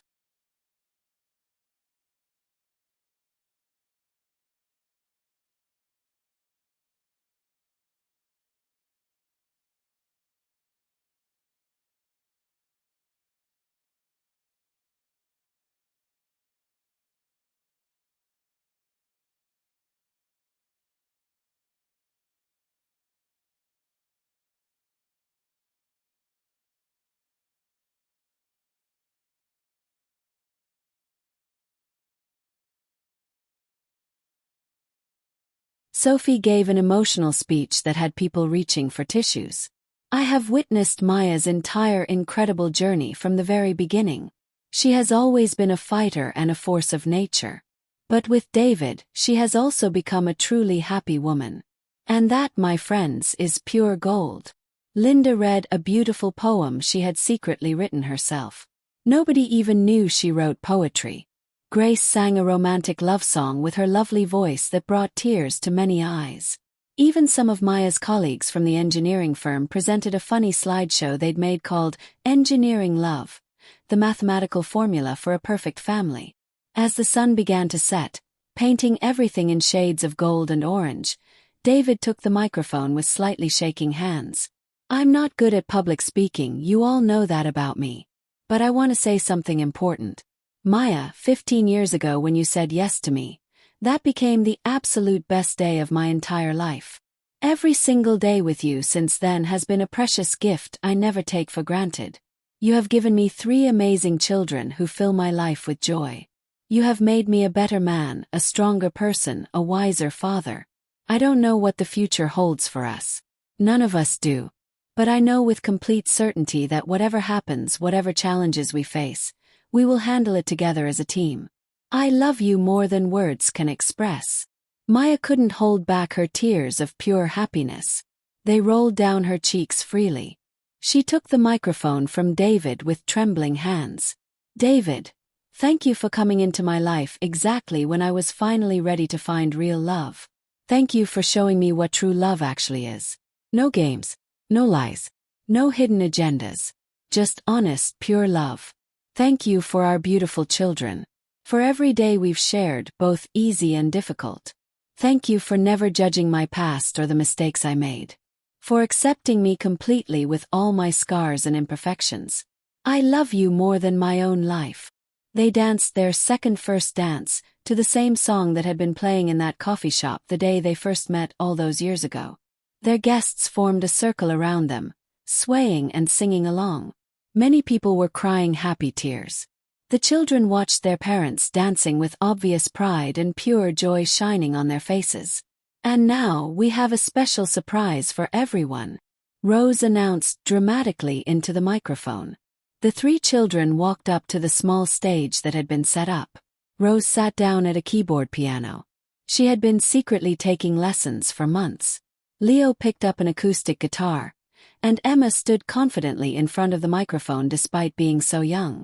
"We prepared a special gift for Mom and Dad," Emma said in her most serious voice, which made everyone smile.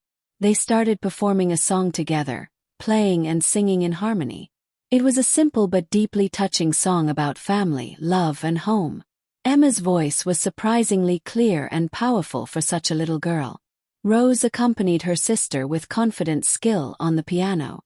Leo followed along with soft, beautiful harmonies on the guitar.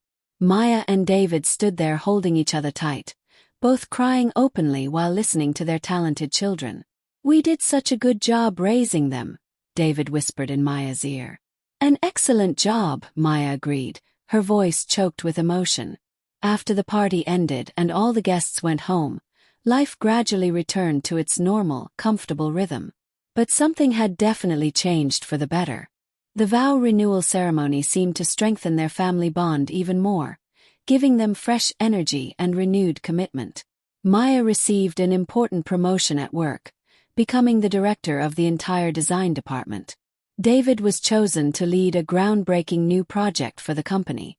The children continued filling their home with laughter, noise, and pride. But life, as it always does, brought new challenges to test them. 6 months after the beautiful ceremony, Maya's father suffered a serious heart attack and was rushed to the hospital. Maya spent countless sleepless nights by his bedside in the ICU. Grace never left his side for even a moment. The surgery was extremely complicated and risky, but thankfully it went well. When Maya's father finally regained consciousness after 2 scary days, the very first thing he said weakly was, "I still need to live long enough to see my grandchildren grow up and have families of their own." The recovery process was slow and difficult. Maya took time off work to help Grace with his care and rehabilitation. The children visited their grandpa every single day after school without fail. Rose read him interesting scientific articles about new technologies. Leo drew portraits of him that made him smile. And Emma talked non-stop about everything and nothing, making him laugh until the nurses told her to quiet down. "You know, Maya," her father told her one quiet afternoon, "I thought after your mother died that I could never be truly happy again. But I was wrong. I found happiness with Grace.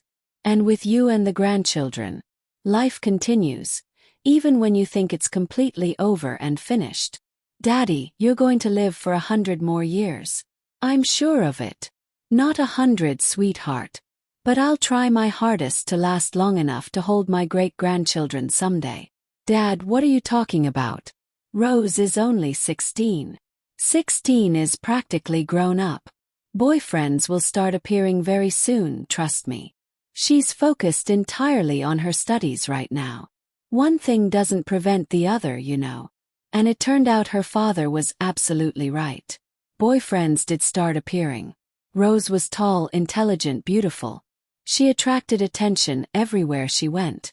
But she was unusually serious and mature for her age, more than most teenagers. "Mom, these boys are all so immature and silly. What was Dad like when he was their age?" Maya laughed. "Your father was 30 when we met, sweetheart. And at 18. I honestly have no idea. You should ask Grandma Linda." It turned out that David at 18 had been a hopeless romantic. He wrote terrible poetry and dreamed of becoming an archaeologist and traveling the world. "See," Rose said triumphantly. "And these guys at school only talk about video games and sports cars. So boring."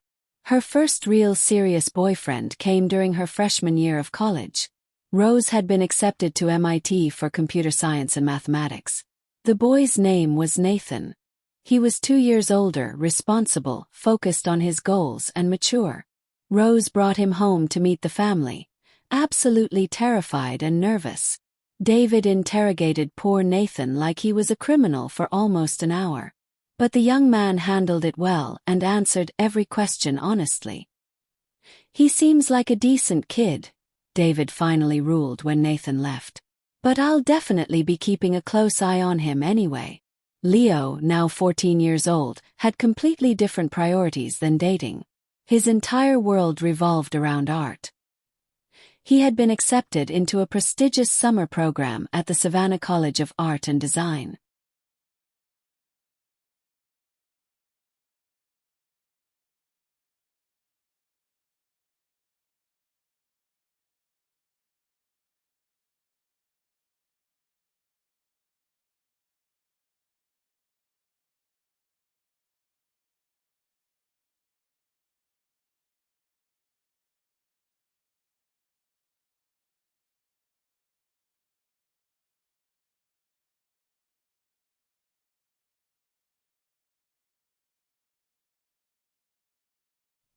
His teachers and mentors all predicted he would have a brilliant future as a professional artist. "Mom, there's a special workshop happening in Italy this summer. Master Silva will be teaching, and he almost never accepts new students. Can I please go?" Maya and David discussed it seriously. Letting their teenage son travel to Europe alone was scary. But they knew Leo's talent needed to be developed and nurtured. "All right, you can go. But you have to call us every single day." "I promise." "Thank you so much." Leo left for Italy that summer, though his parents missed him terribly. Emma, now 10 years old, discovered she had an incredible natural gift for music. She had a beautiful singing voice and perfect pitch, which meant she could identify any musical note just by hearing it. They enrolled her in a specialized music academy, and she quickly became their star student and everyone's favorite. "Mom, I'm going to be a famous singer when I grow up. Like Beyoncé or Taylor Swift." "That's wonderful, honey. But you still need to finish regular school first." "School is so boring though." "Unnecessary boring, I'm afraid." One peaceful autumn evening while the whole family was eating dinner together, Rose had come home from college for the weekend, and Leo had just returned from his trip abroad. The doorbell rang unexpectedly. Maya went to answer it, wondering who would visit without calling first. Standing at the door was a young woman who looked to be about 24 or 25 years old. She had features that looked strikingly similar to Marcus. "Maya?" the woman asked hesitantly. "Yes, that's me. Can I help you?" "My name is Lauren. I'm Marcus Carter's daughter from his first marriage that nobody knew about." Maya felt like she'd been hit by lightning. Marcus had never, ever mentioned being married before. Not once. "Please come inside," Maya said automatically, too shocked to think clearly. In the living room, the young woman nervously told her complicated story. Marcus had gotten married when he was only 20 years old. They divorced just 1 year later. He never knew his ex-wife was pregnant when she moved away to another state.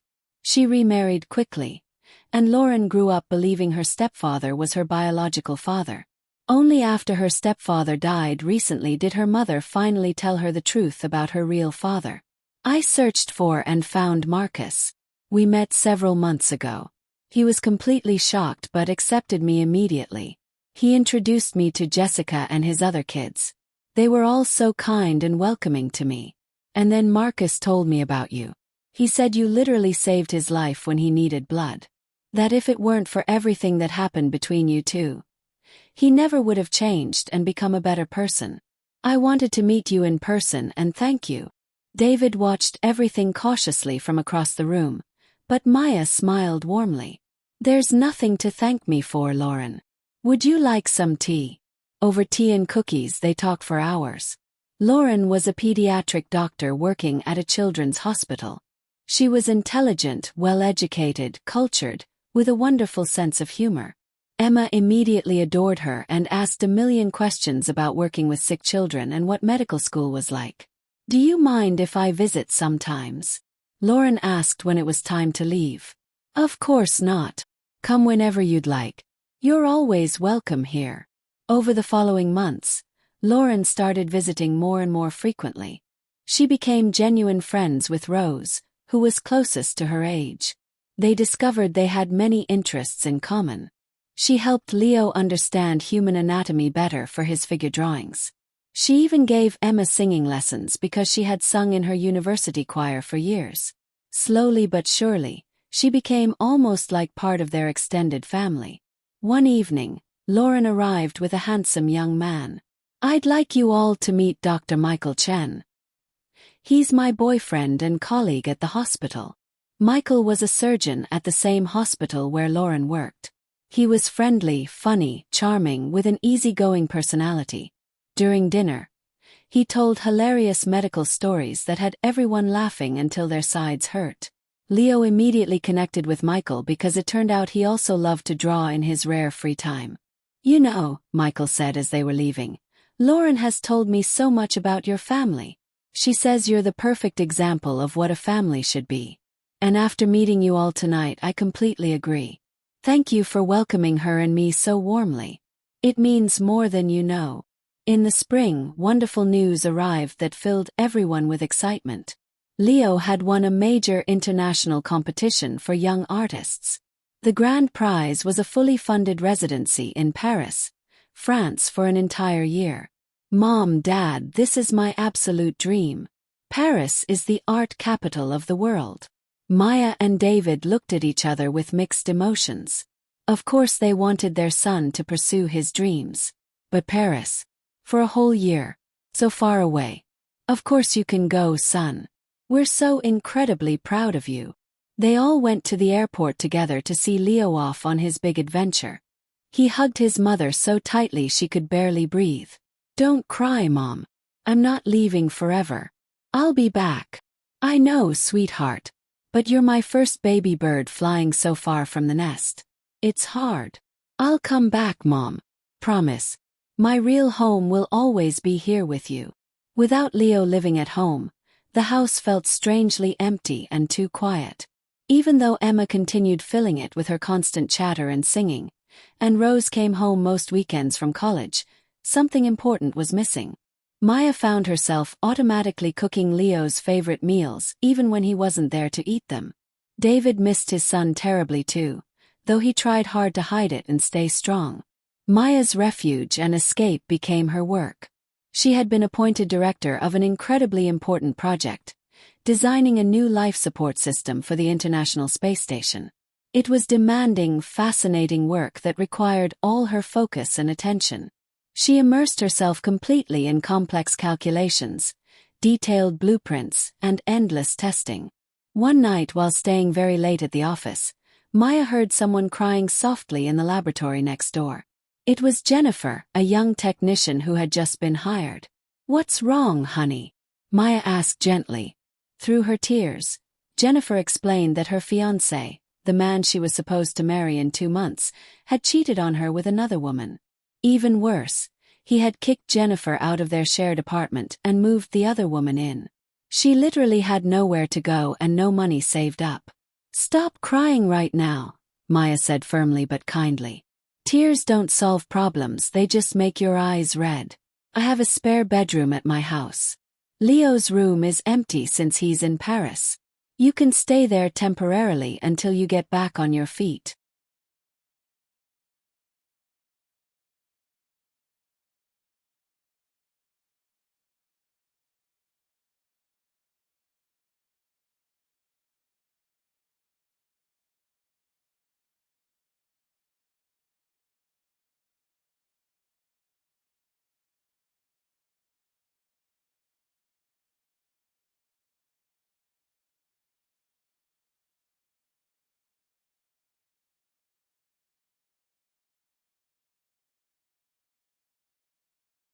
Jennifer stared at Maya like she had just seen an angel appear. "Maya, I can't possibly accept that. Too much. But how else can I help?" "No buts. Go collect your things from wherever you're staying. Let's go to my house right now." David received the unexpected new houseguest very calmly without any complaints. "Saving someone again, aren't you?" he said with a knowing smile. "What did you expect me to do? Leave the poor girl homeless on the street? Of course not. You did exactly the right thing." Emma was absolutely thrilled to have Jennifer staying with them. Finally, another girl in the house. Someone to talk to about girl stuff. Jennifer turned out to be an excellent houseguest. She helped with cooking and cleaning without being asked. She tutored Emma in math and science. She baked the most delicious cakes and cookies anyone had ever tasted. "Maya, how did you and David meet?" Jennifer asked one evening while they were washing dishes together. Maya smiled at the memory and told her the story. Coffee shop. The blueprints spread across the table. How she had been afraid to trust in love again after being so badly betrayed. "And what about your first husband?" Jennifer asked carefully, unsure if she was overstepping. "That's a different story entirely. A long, complicated one with an important moral lesson. I'll tell you the whole thing someday when we have time." But she didn't need to wait long. 1 week later, Jennifer's ex-fiancé showed up at the engineering firm making a huge scene. He brought flowers and actually got down on his knees in front of everyone in the lobby, begging loudly for forgiveness. "I love you, Jennifer. I was such an idiot. Please take me back." Jennifer stood there completely frozen, unable to move or speak. Maya quickly stepped in between them. "Young man, what kind of ridiculous drama is this? We're at a professional workplace. I love Jennifer. I made a terrible mistake. I was stupid. You were stupid and clearly you still are. Jennifer, do you want to talk to this person? Jennifer shook her head firmly without saying a word.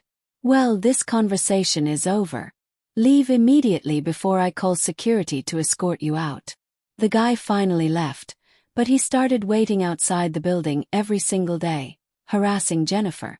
David eventually had to have a very serious man-to-man talk with him. After that uncomfortable conversation, the ex-fiancé disappeared forever and never bothered Jennifer again. About a month later, Jennifer met Carlos, a software programmer who worked in the department next door to theirs. He was quiet, intelligent, wore glasses, and was the complete opposite of her ex-fiancé in every way. But he looked at Jennifer like she was the most precious person in the entire universe. Maya gave her blessing to the new relationship immediately. 1 year later, Carlos and Jennifer got married in a beautiful outdoor ceremony. Jennifer came to Maya's house before the wedding with tears streaming down her face. If it weren't for you taking me in and believing in me, I never would have met Carlos. You're like my fairy godmother. I'm definitely no fairy, Maya replied, hugging her tight. I just happened to be there at the right time when you needed help. You're so much more than that. You changed my entire life. Leo finally returned from Paris looking more mature and worldly. He had grown a short beard and smelled constantly of oil paint and turpentine. Mom, Paris was absolutely incredible and life-changing. But you know what I realized? There's truly no place like home. I missed you all so much. He brought back gifts for everyone. Paintings he had created there, including an amazing family portrait done entirely from memory. They hung it proudly in the living room where everyone could see it. Rose graduated from MIT with highest honors and received multiple job offers from top technology companies.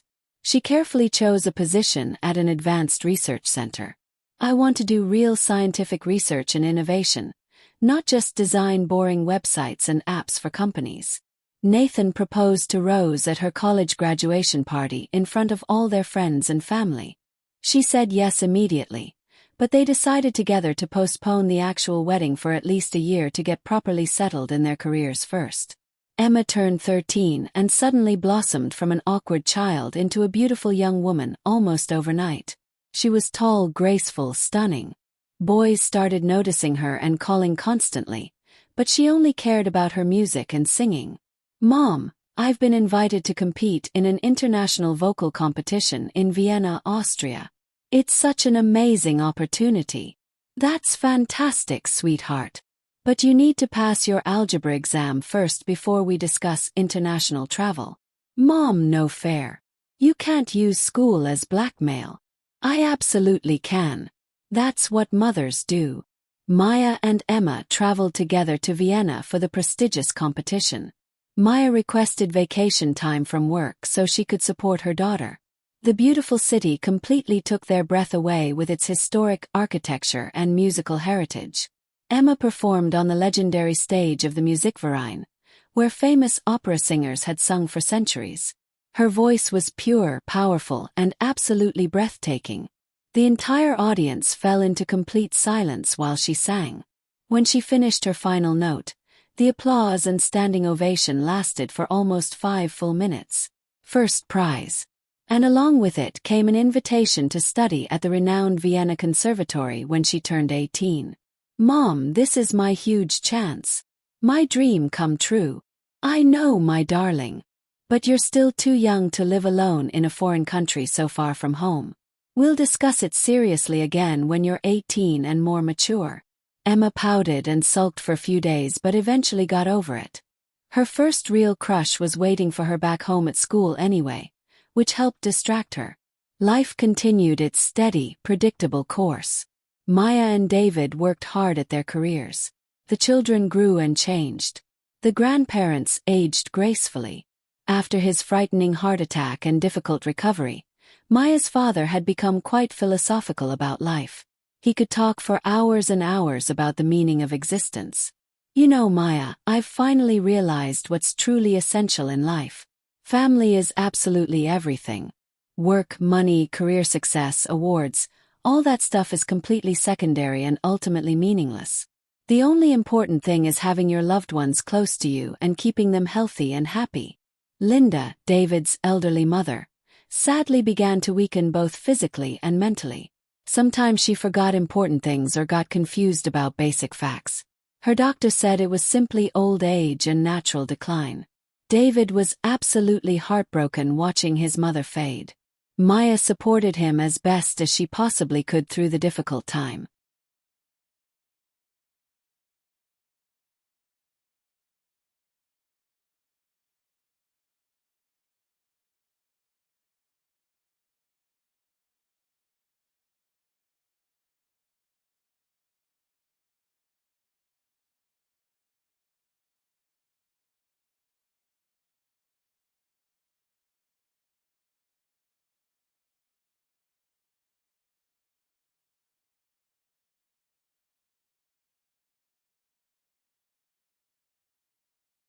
They decided to bring Linda to live with them permanently and prepared a comfortable bedroom for her on the first floor. The children surrounded their beloved grandmother with constant affection and attention. Emma sang her favorite old songs to her every evening. Leo drew beautiful portraits of her that captured her kind spirit. Rose read aloud to her for hours from classic novels. One quiet afternoon, while sitting peacefully in her favorite armchair by the window, Linda said in a surprisingly clear and serene voice, "Maya, thank you so much for everything. For David. For my wonderful grandchildren. For taking care of me. I'm completely at peace now because I know David is in the very best hands possible." Exactly 1 week later, Linda passed away peacefully in her sleep during the night. The funeral was held on a quiet, misty autumn day.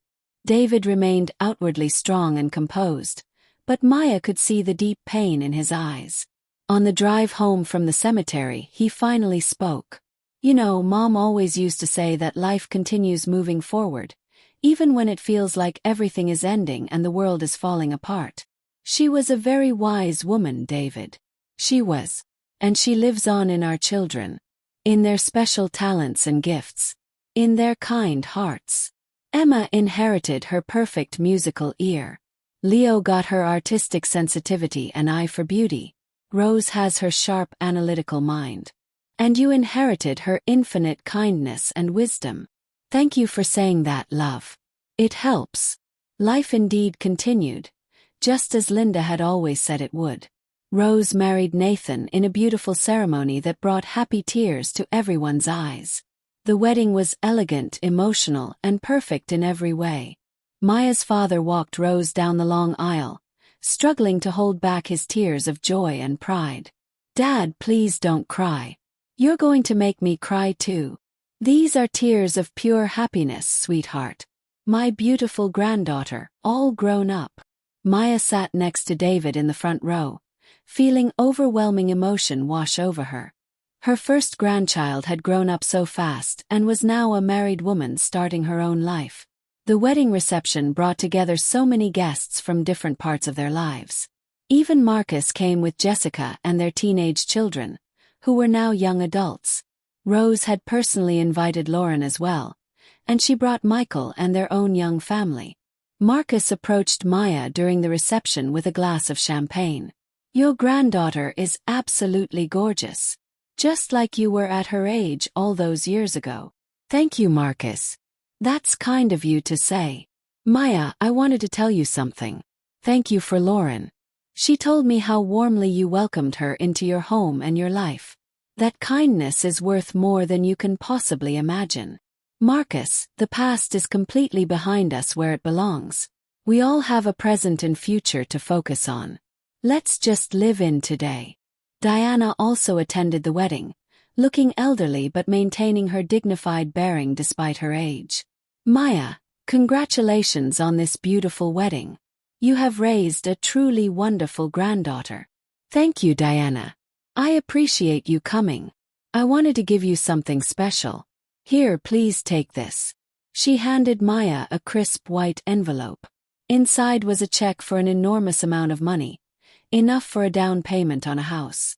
Diana, this is far too much. I can't possibly accept this. No, it's actually a tiny fraction of what I owe you for everything. Please accept it as a wedding gift for Rose and Nathan. They're starting their life together. Let them start it properly. 6 months after the wedding, Rose and Nathan announced they were expecting their first baby. Nathan beamed with pride and excitement. Maya's father was overjoyed beyond words. My name will continue. Princess, I'm going to be a great-grandfather. And then Maya discovered something completely unexpected. She herself was pregnant again at age 46. It seemed impossibly late, but the doctors assured her everything looked healthy and normal. David was initially in complete shock. But how is this even possible at our age? The same way it always happens, David, Maya laughed. Do you want to keep the baby? Do you want to? Yes, I absolutely do. The children reacted in completely different ways to the surprising news. Rose was genuinely thrilled. Mom, that's incredible. We'll have babies at almost the same time. Leo commented thoughtfully. It'll be really interesting to paint a portrait with a newborn baby in it. Emma was initially scandalized by the whole thing. Mom, that's so embarrassing. Having a baby at your age. Emma, really? That's your reaction? Okay, fine. But it better be a girl. I don't understand boys at all. The pregnancy was difficult and challenging. Maya had to take extended leave from work and stay on bed rest for several weeks. But she didn't regret the decision for even 1 second. It was another unexpected opportunity, another small miracle. David cared for her like she was made of the most delicate glass. The children helped with absolutely everything around the house without complaining. A tiny baby girl was born healthy and screaming. They named her Hope, because she represented hope and new beginnings. She was so small and fragile, but her cry was incredibly loud and powerful. She's definitely got character and personality, the delivery nurse said, laughing. Rose came to help take care of the new baby while dealing with her own pregnancy belly. This is so wild, Mom. We're basically pregnant together. Continuity of generations, Maya joked. When Hope turned 1 year old, they organized a huge family celebration and party. Everyone came to celebrate. Relatives, close friends, old colleagues. Even Jennifer and Carlos brought their adorable newborn baby. Lauren and Michael announced their engagement at the party, which made everyone cheer. Emma sang a special song she had written just for her baby sister. Leo gave Hope a painting titled, Hope with Angel Wings. During the dinner, Maya's father raised his champagne glass high for a toast. I toast to continuity and family. May our family never fall apart or lose touch. May our great-grandchildren and great-great-grandchildren gather around a table exactly like this one many years from now, and remember us all fondly and with love. Maya looked around at everyone gathered there and thought to herself, this is real happiness. Not wealth or fame or success, but this, a large loving family. People you love deeply and who love you back unconditionally. And it had all started with that silly, impulsive joke so many years ago. The day she decided to hide under a bed on her wedding night. That night after all the guests had gone home and the children were fast asleep and baby Hope was breathing softly in her crib, Maya and David sat together on their back patio under the stars. Tired? David asked, rubbing her shoulders. Tired but happy, Maya replied, leaning against him. Sometimes I still wonder what would have happened if I hadn't hidden under that bed all those years ago. Don't think about alternate realities and what. Everything happened exactly as it was supposed to happen. Yes, maybe you're right. But it's still strange when you think about it. Such a small, insignificant decision. An impulsive choice made in just a few seconds.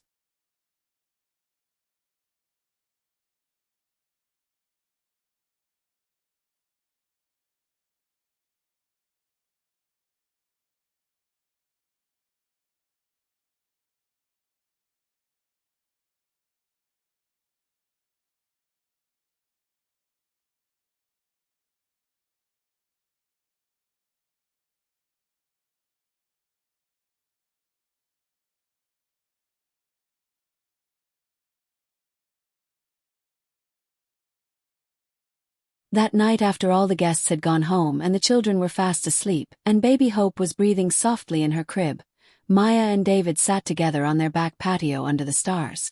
"Tired?" David asked, rubbing her shoulders. "Tired but happy," Maya replied, leaning against him.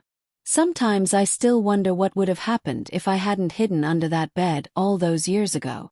Don't think about alternate realities and what. Everything happened exactly as it was supposed to happen. Yes, maybe you're right. But it's still strange when you think about it. Such a small, insignificant decision. An impulsive choice made in just a few seconds. And it completely changed my entire life forever.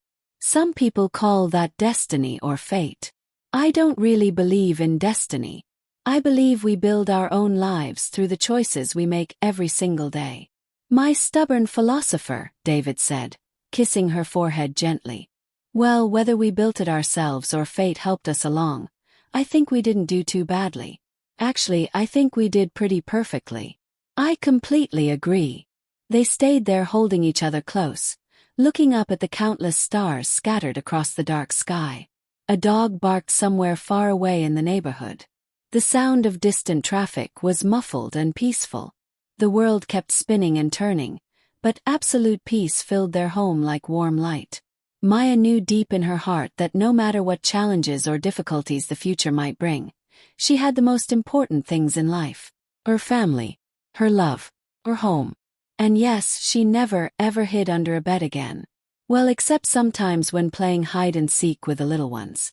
But that was a completely different story for another time. 3 more years passed like water flowing in a gentle river. Little Hope grew into an energetic 3-year-old with endless questions about everything she saw, just like Emma had been at that age. Determined, strong-willed, with a personality that seemed far too big for such a tiny body. Emma graduated from the Music Academy and was accepted into the chorus at the Metropolitan Opera in New York City. Not as a featured soloist yet, but singing at the Met was still an incredible achievement. "Mom, this is just the very beginning of my career. In a few years, I'll be a principal soloist. You'll see." "I don't doubt that for even 1 second, sweetheart. You've worked so hard." Rose and Nathan had a beautiful baby boy.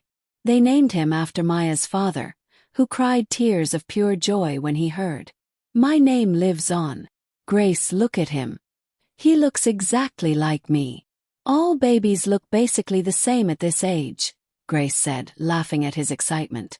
"But yes, he's absolutely beautiful and perfect." Leo, to absolutely everyone's surprise, fell deeply in love.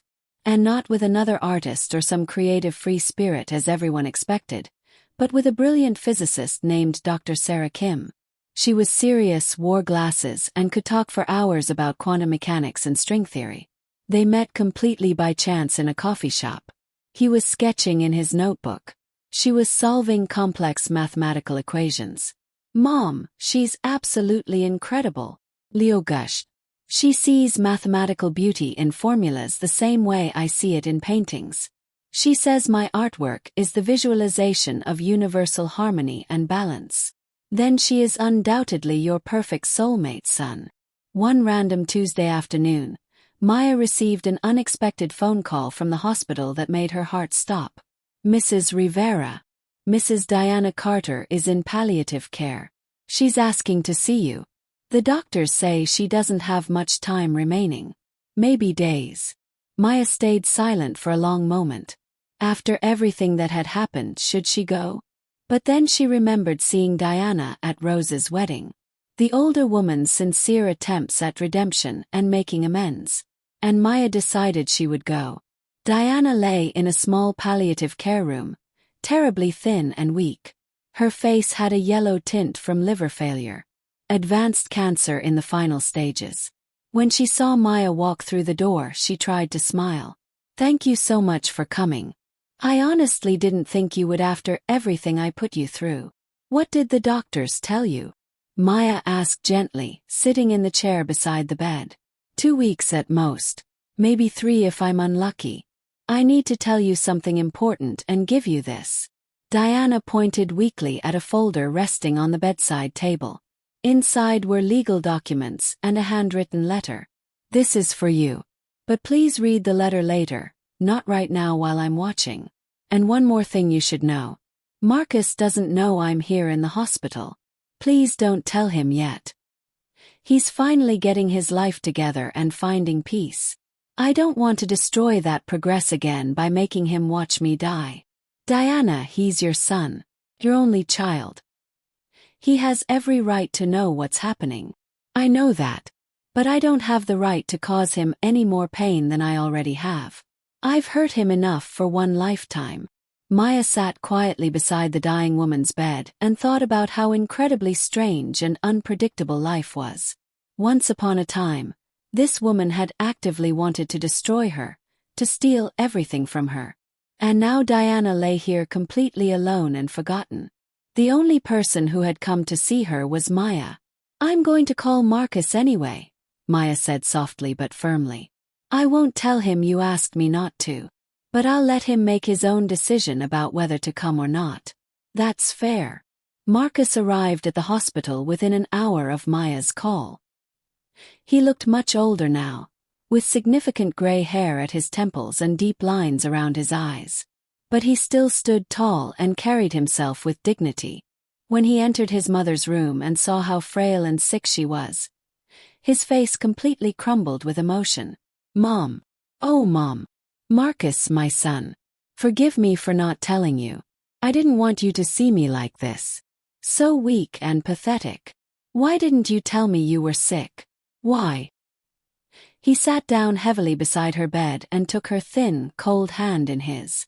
Maya quietly and discreetly left the room to give them privacy. In the hospital waiting area, she found Jessica and Marcus's children waiting anxiously. They were teenagers now, almost adults. "Thank you so much for calling us," Jessica said, hugging Maya tight. "I never would have forgiven myself if Marcus didn't get here in time to say goodbye." They all sat together drinking terrible hospital coffee from the vending machine. Marcus's children talked in low, subdued voices about their grandmother. Then Lauren and Michael arrived, having rushed over as soon as they heard the news. "Dad told us about Grandma Diana. We came as fast as we could." Diana died peacefully 1 week later. She managed to have meaningful conversations with all her grandchildren before the end. She asked Jessica for forgiveness for interfering in their marriage. She gave her blessing to Lauren and Michael for their upcoming wedding. To Marcus, she said in a weak whisper, "I'm so proud of the man you've become, son. You did it despite my terrible influence and bad example. Not because of me. And that makes it even more admirable." The funeral brought together more people than anyone expected. After all, in recent years Diana had helped dozens and dozens of women, defending them for free in court against fraud and abuse. Grateful former clients came to pay respects.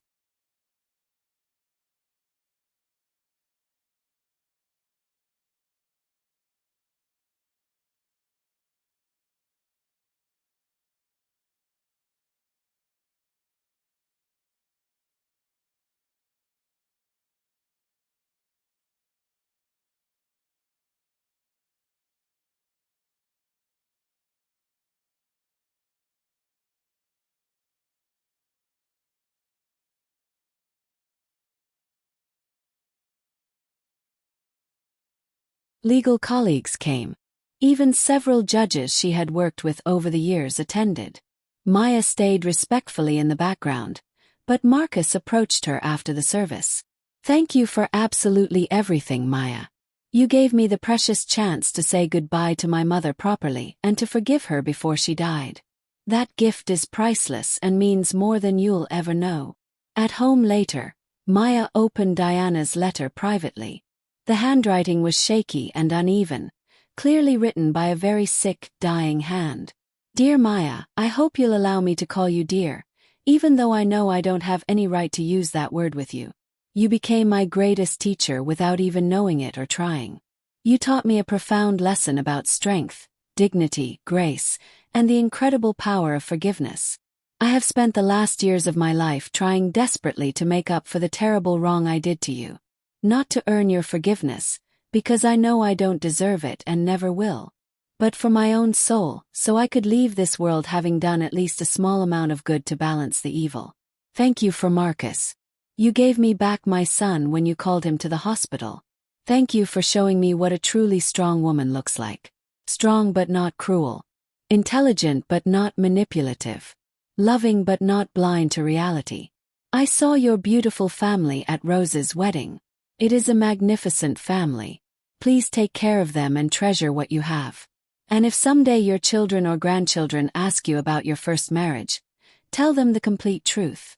Let them know that even from the darkest, most hopeless night, you can step out into brilliant daylight.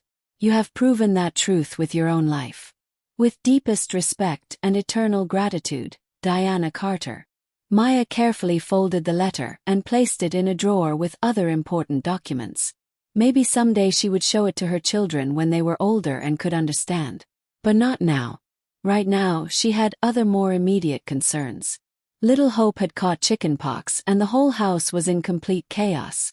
"Mommy, I'm so itchy. It hurts." The little girl whined pitifully. "Don't scratch it, my love. I know it's hard, but scratching makes it worse. But it's so itchy I can't help it." Maya gently applied soothing ointment, told her favorite stories, and sang lullabies. David came home early from work to check on his two girls. "Daddy, I'm all covered in green spots. But I'm still beautiful, right? You look like a little frog princess," David teased gently. "I'm not a frog. That's mean. Of course you're not a frog. You're definitely a princess. Just a temporarily green princess." Rose brought her baby son over for a visit every single weekend without fail. The little boy could spend hours and hours building with blocks or carefully looking at colorful picture books. "Mom, he's exactly like Grandpa was. So focused and serious about everything. And that's a wonderful quality to have. Let him grow up smart and thoughtful." One Sunday during their traditional family dinner that had started years ago with Linda, Emma made an exciting announcement. "Everyone, I have incredible news. I'm going to perform my very first solo concert in the small recital hall at the conservatory." Everyone applauded enthusiastically and cheered. "Daughter, that's absolutely wonderful and amazing," David exclaimed with pride. "When is the performance?" "In exactly 2 months. And here's the best part. I want to perform a song I wrote myself. It's about our family and everything we mean to each other." The preparations for the concert began immediately with everyone helping. Emma rehearsed constantly at home, and her powerful voice filled every corner of the house. Even tiny Hope tried to sing along, making up her own funny words. Leo designed a beautiful poster for the concert using his artistic skills. Rose handled all the complicated organization and logistics. And Maya sewed Emma's concert dress by hand. Emma absolutely refused to wear anything store-bought. She wanted something made with love by her mother.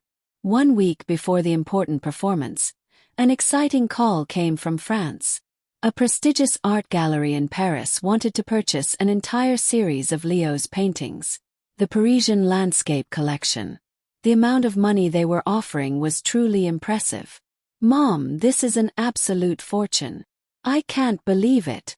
You deserve every penny, son. They're recognizing your incredible talent. I want to donate a significant portion to the orphanage that Diana left her inheritance to in her will. I think that would be right. Are you absolutely sure about that, Leo?" "Yes, I'm completely sure. It's the right thing to do and it feels good." On the day of Emma's concert, the beautiful hall was packed completely full. Family members, close friends, work colleagues, even Jennifer and Carlos with their 2 young children came. Lauren and Michael were there, now officially married. Marcus and his family sat quietly in the very back row. Emma herself had invited them through Lauren, wanting them to be part of the celebration. Emma walked confidently onto the stage wearing the deep blue dress her mother had lovingly sewn. It was embroidered with silver threads that sparkled like stars in the stage lights. The audience fell into complete, breathless silence. She began with classical pieces, beautiful romantic arias. Her voice was absolutely pure, powerful, and heartbreakingly beautiful. It filled the souls of everyone present with emotion. Then she paused and spoke to the audience. "The next song is something I wrote myself," Emma said, her voice trembling slightly but staying strong. "It's about my family. About how family isn't always just about blood relation. It's about the people you love and who love you back unconditionally.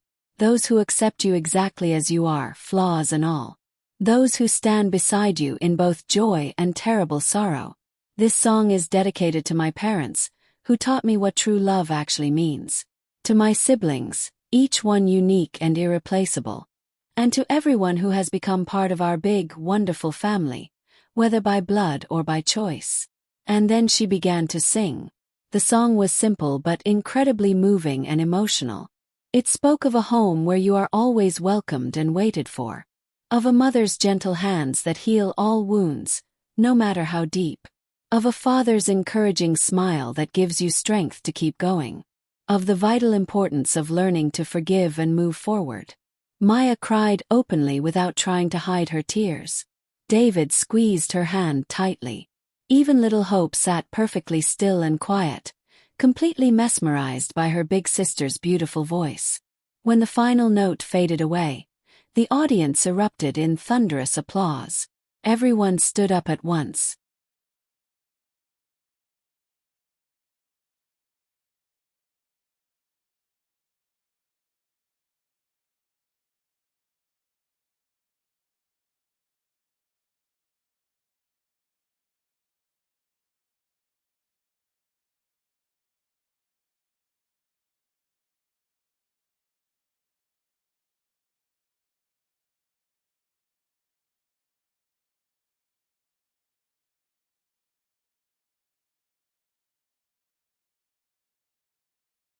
Emma bowed gracefully, smiled radiantly, and then suddenly said something unexpected.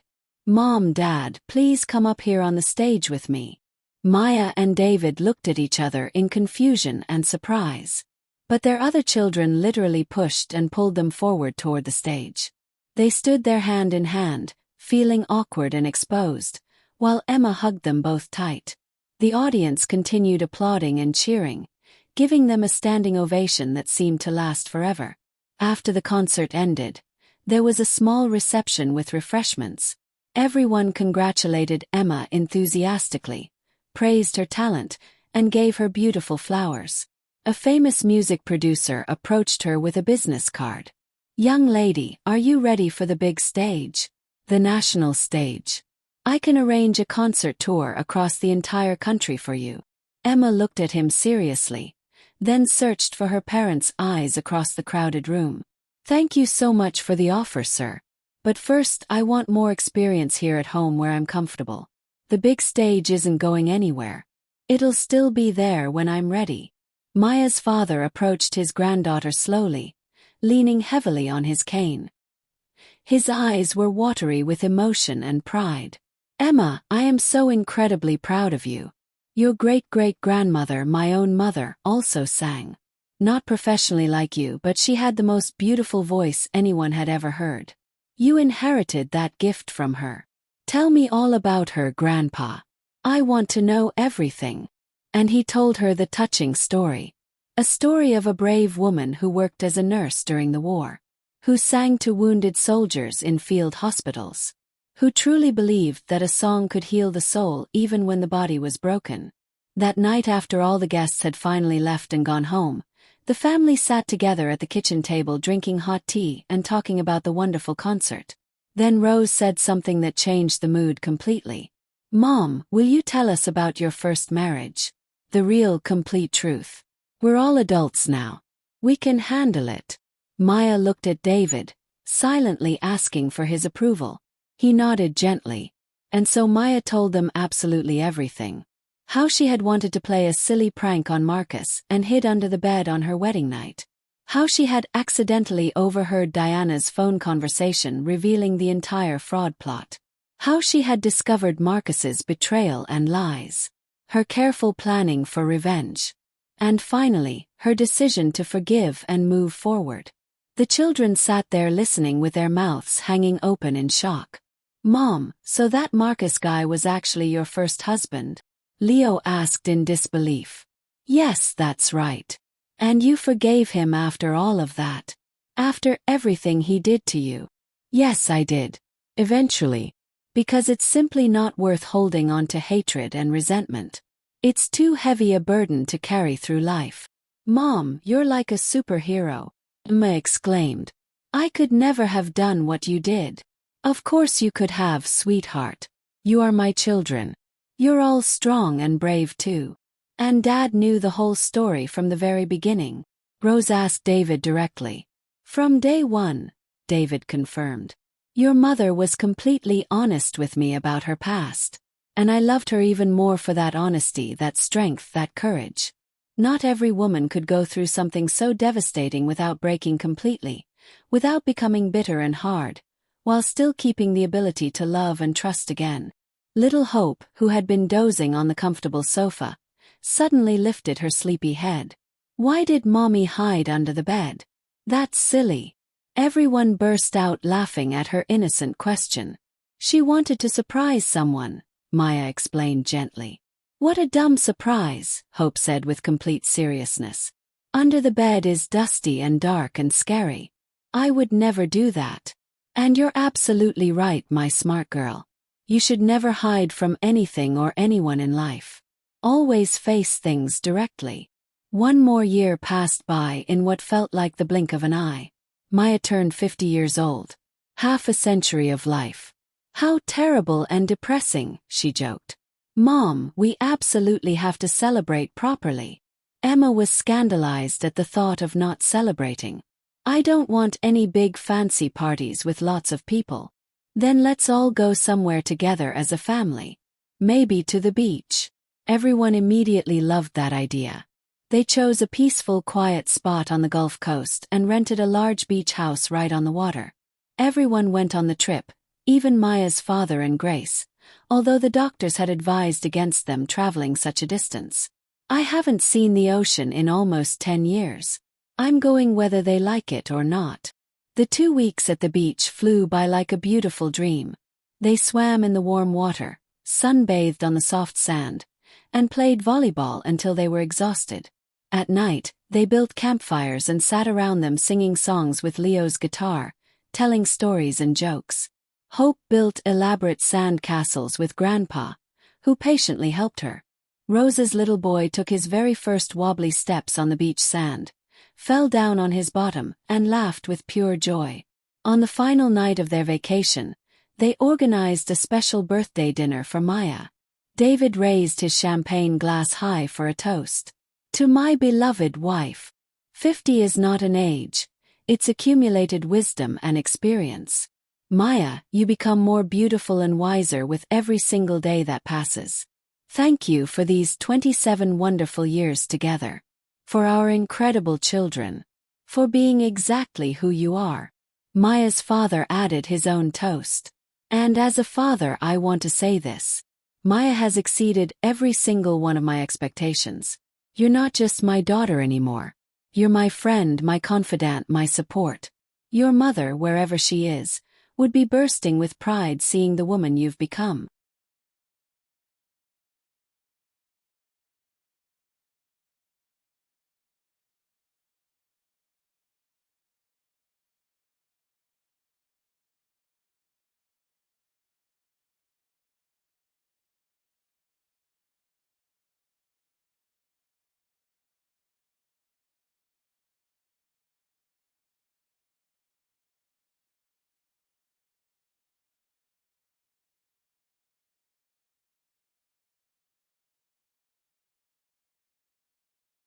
Everyone clinked glasses and toasted.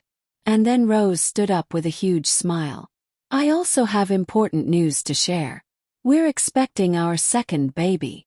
There were immediate congratulations, warm hugs, and happy tears all around. Now that's the perfect birthday gift. Maya laughed through her joyful tears. And suddenly Emma chimed in. I have more news too. I've been invited to La Scala in Milan for a special training scholarship. It was like a bomb had exploded. La Scala, the absolute dream destination of every opera singer in the entire world. Emma, that's incredible. Unbelievable. I'm leaving in 1 month for 6 months of intensive training. Leo didn't want to be left out. I have news too. I've been commissioned to paint a series of murals in a historic chapel in New Orleans. It's a great honor and a huge project. At least 2 years of work. You all decided to drop all your major life news on the same exact day? David joked, pretending to be overwhelmed. Why not? It's a special day, so special announcements. That night, Maya couldn't fall asleep despite being exhausted. She quietly walked out to the beach shore. The full moon created a brilliant silver path across the dark water. She thought deeply about all the years that had passed, about everything that had happened in her life. David came up behind her and wrapped his arms around her protectively. Can't sleep. I'm thinking about how incredibly fast time goes by. Seems like just yesterday Rose was starting kindergarten. And now she's expecting her second baby. Where did all those years go? That's life, my love. Children grow up and we grow older. It's the natural way of things. Do you ever regret it? Meeting me with all my baggage and complicated past? Maya, my love, listen to me. Your past is what made you into the person you are today. And I fell in love with exactly that person. I thank God or fate or whatever controls the universe every single day that I get to spend with you. They stayed there embracing tightly, looking out at the endless dark ocean. Seagulls cried somewhere in the distance. You know, Maya said softly, I think my mother was absolutely right about life. She always used to tell me, don't be afraid of difficulties and challenges, because they make you stronger. Every test and trial is a lesson. And if you learn the lesson properly, life will reward you abundantly. She was a very wise woman, your mother. Yes, she was. It's such a tragedy she didn't live to see all of this. Our children, our grandchildren, our beautiful life together. She sees it, Maya. I'm absolutely certain she watches over us from wherever she is. And she's happy and proud of everything you've accomplished. Maya, David, and their entire extended family had built something truly precious and rare. A home filled with unconditional love, complete trust, unshakable loyalty, perfect honesty. And it had all begun with one impulsive decision made by a young bride on her wedding night. The decision to hide under a bed and play a harmless prank. That single moment had changed everything forever. And Maya would never, ever regret it. Not for one single second. Then, did you like the story? Which city are you listening from? Let's meet in the comments. If you enjoyed this story, you can support me by sending a super thanks so I can keep bringing more stories like this. Thank you so much for your sweet support. I'm looking forward to your comments on the story. On the screen you can see 2 new life stories that I highly recommend. There's so much more on my channel. Don't forget to subscribe to Trending Revenge Stories. See you in the next life story. With love and respect.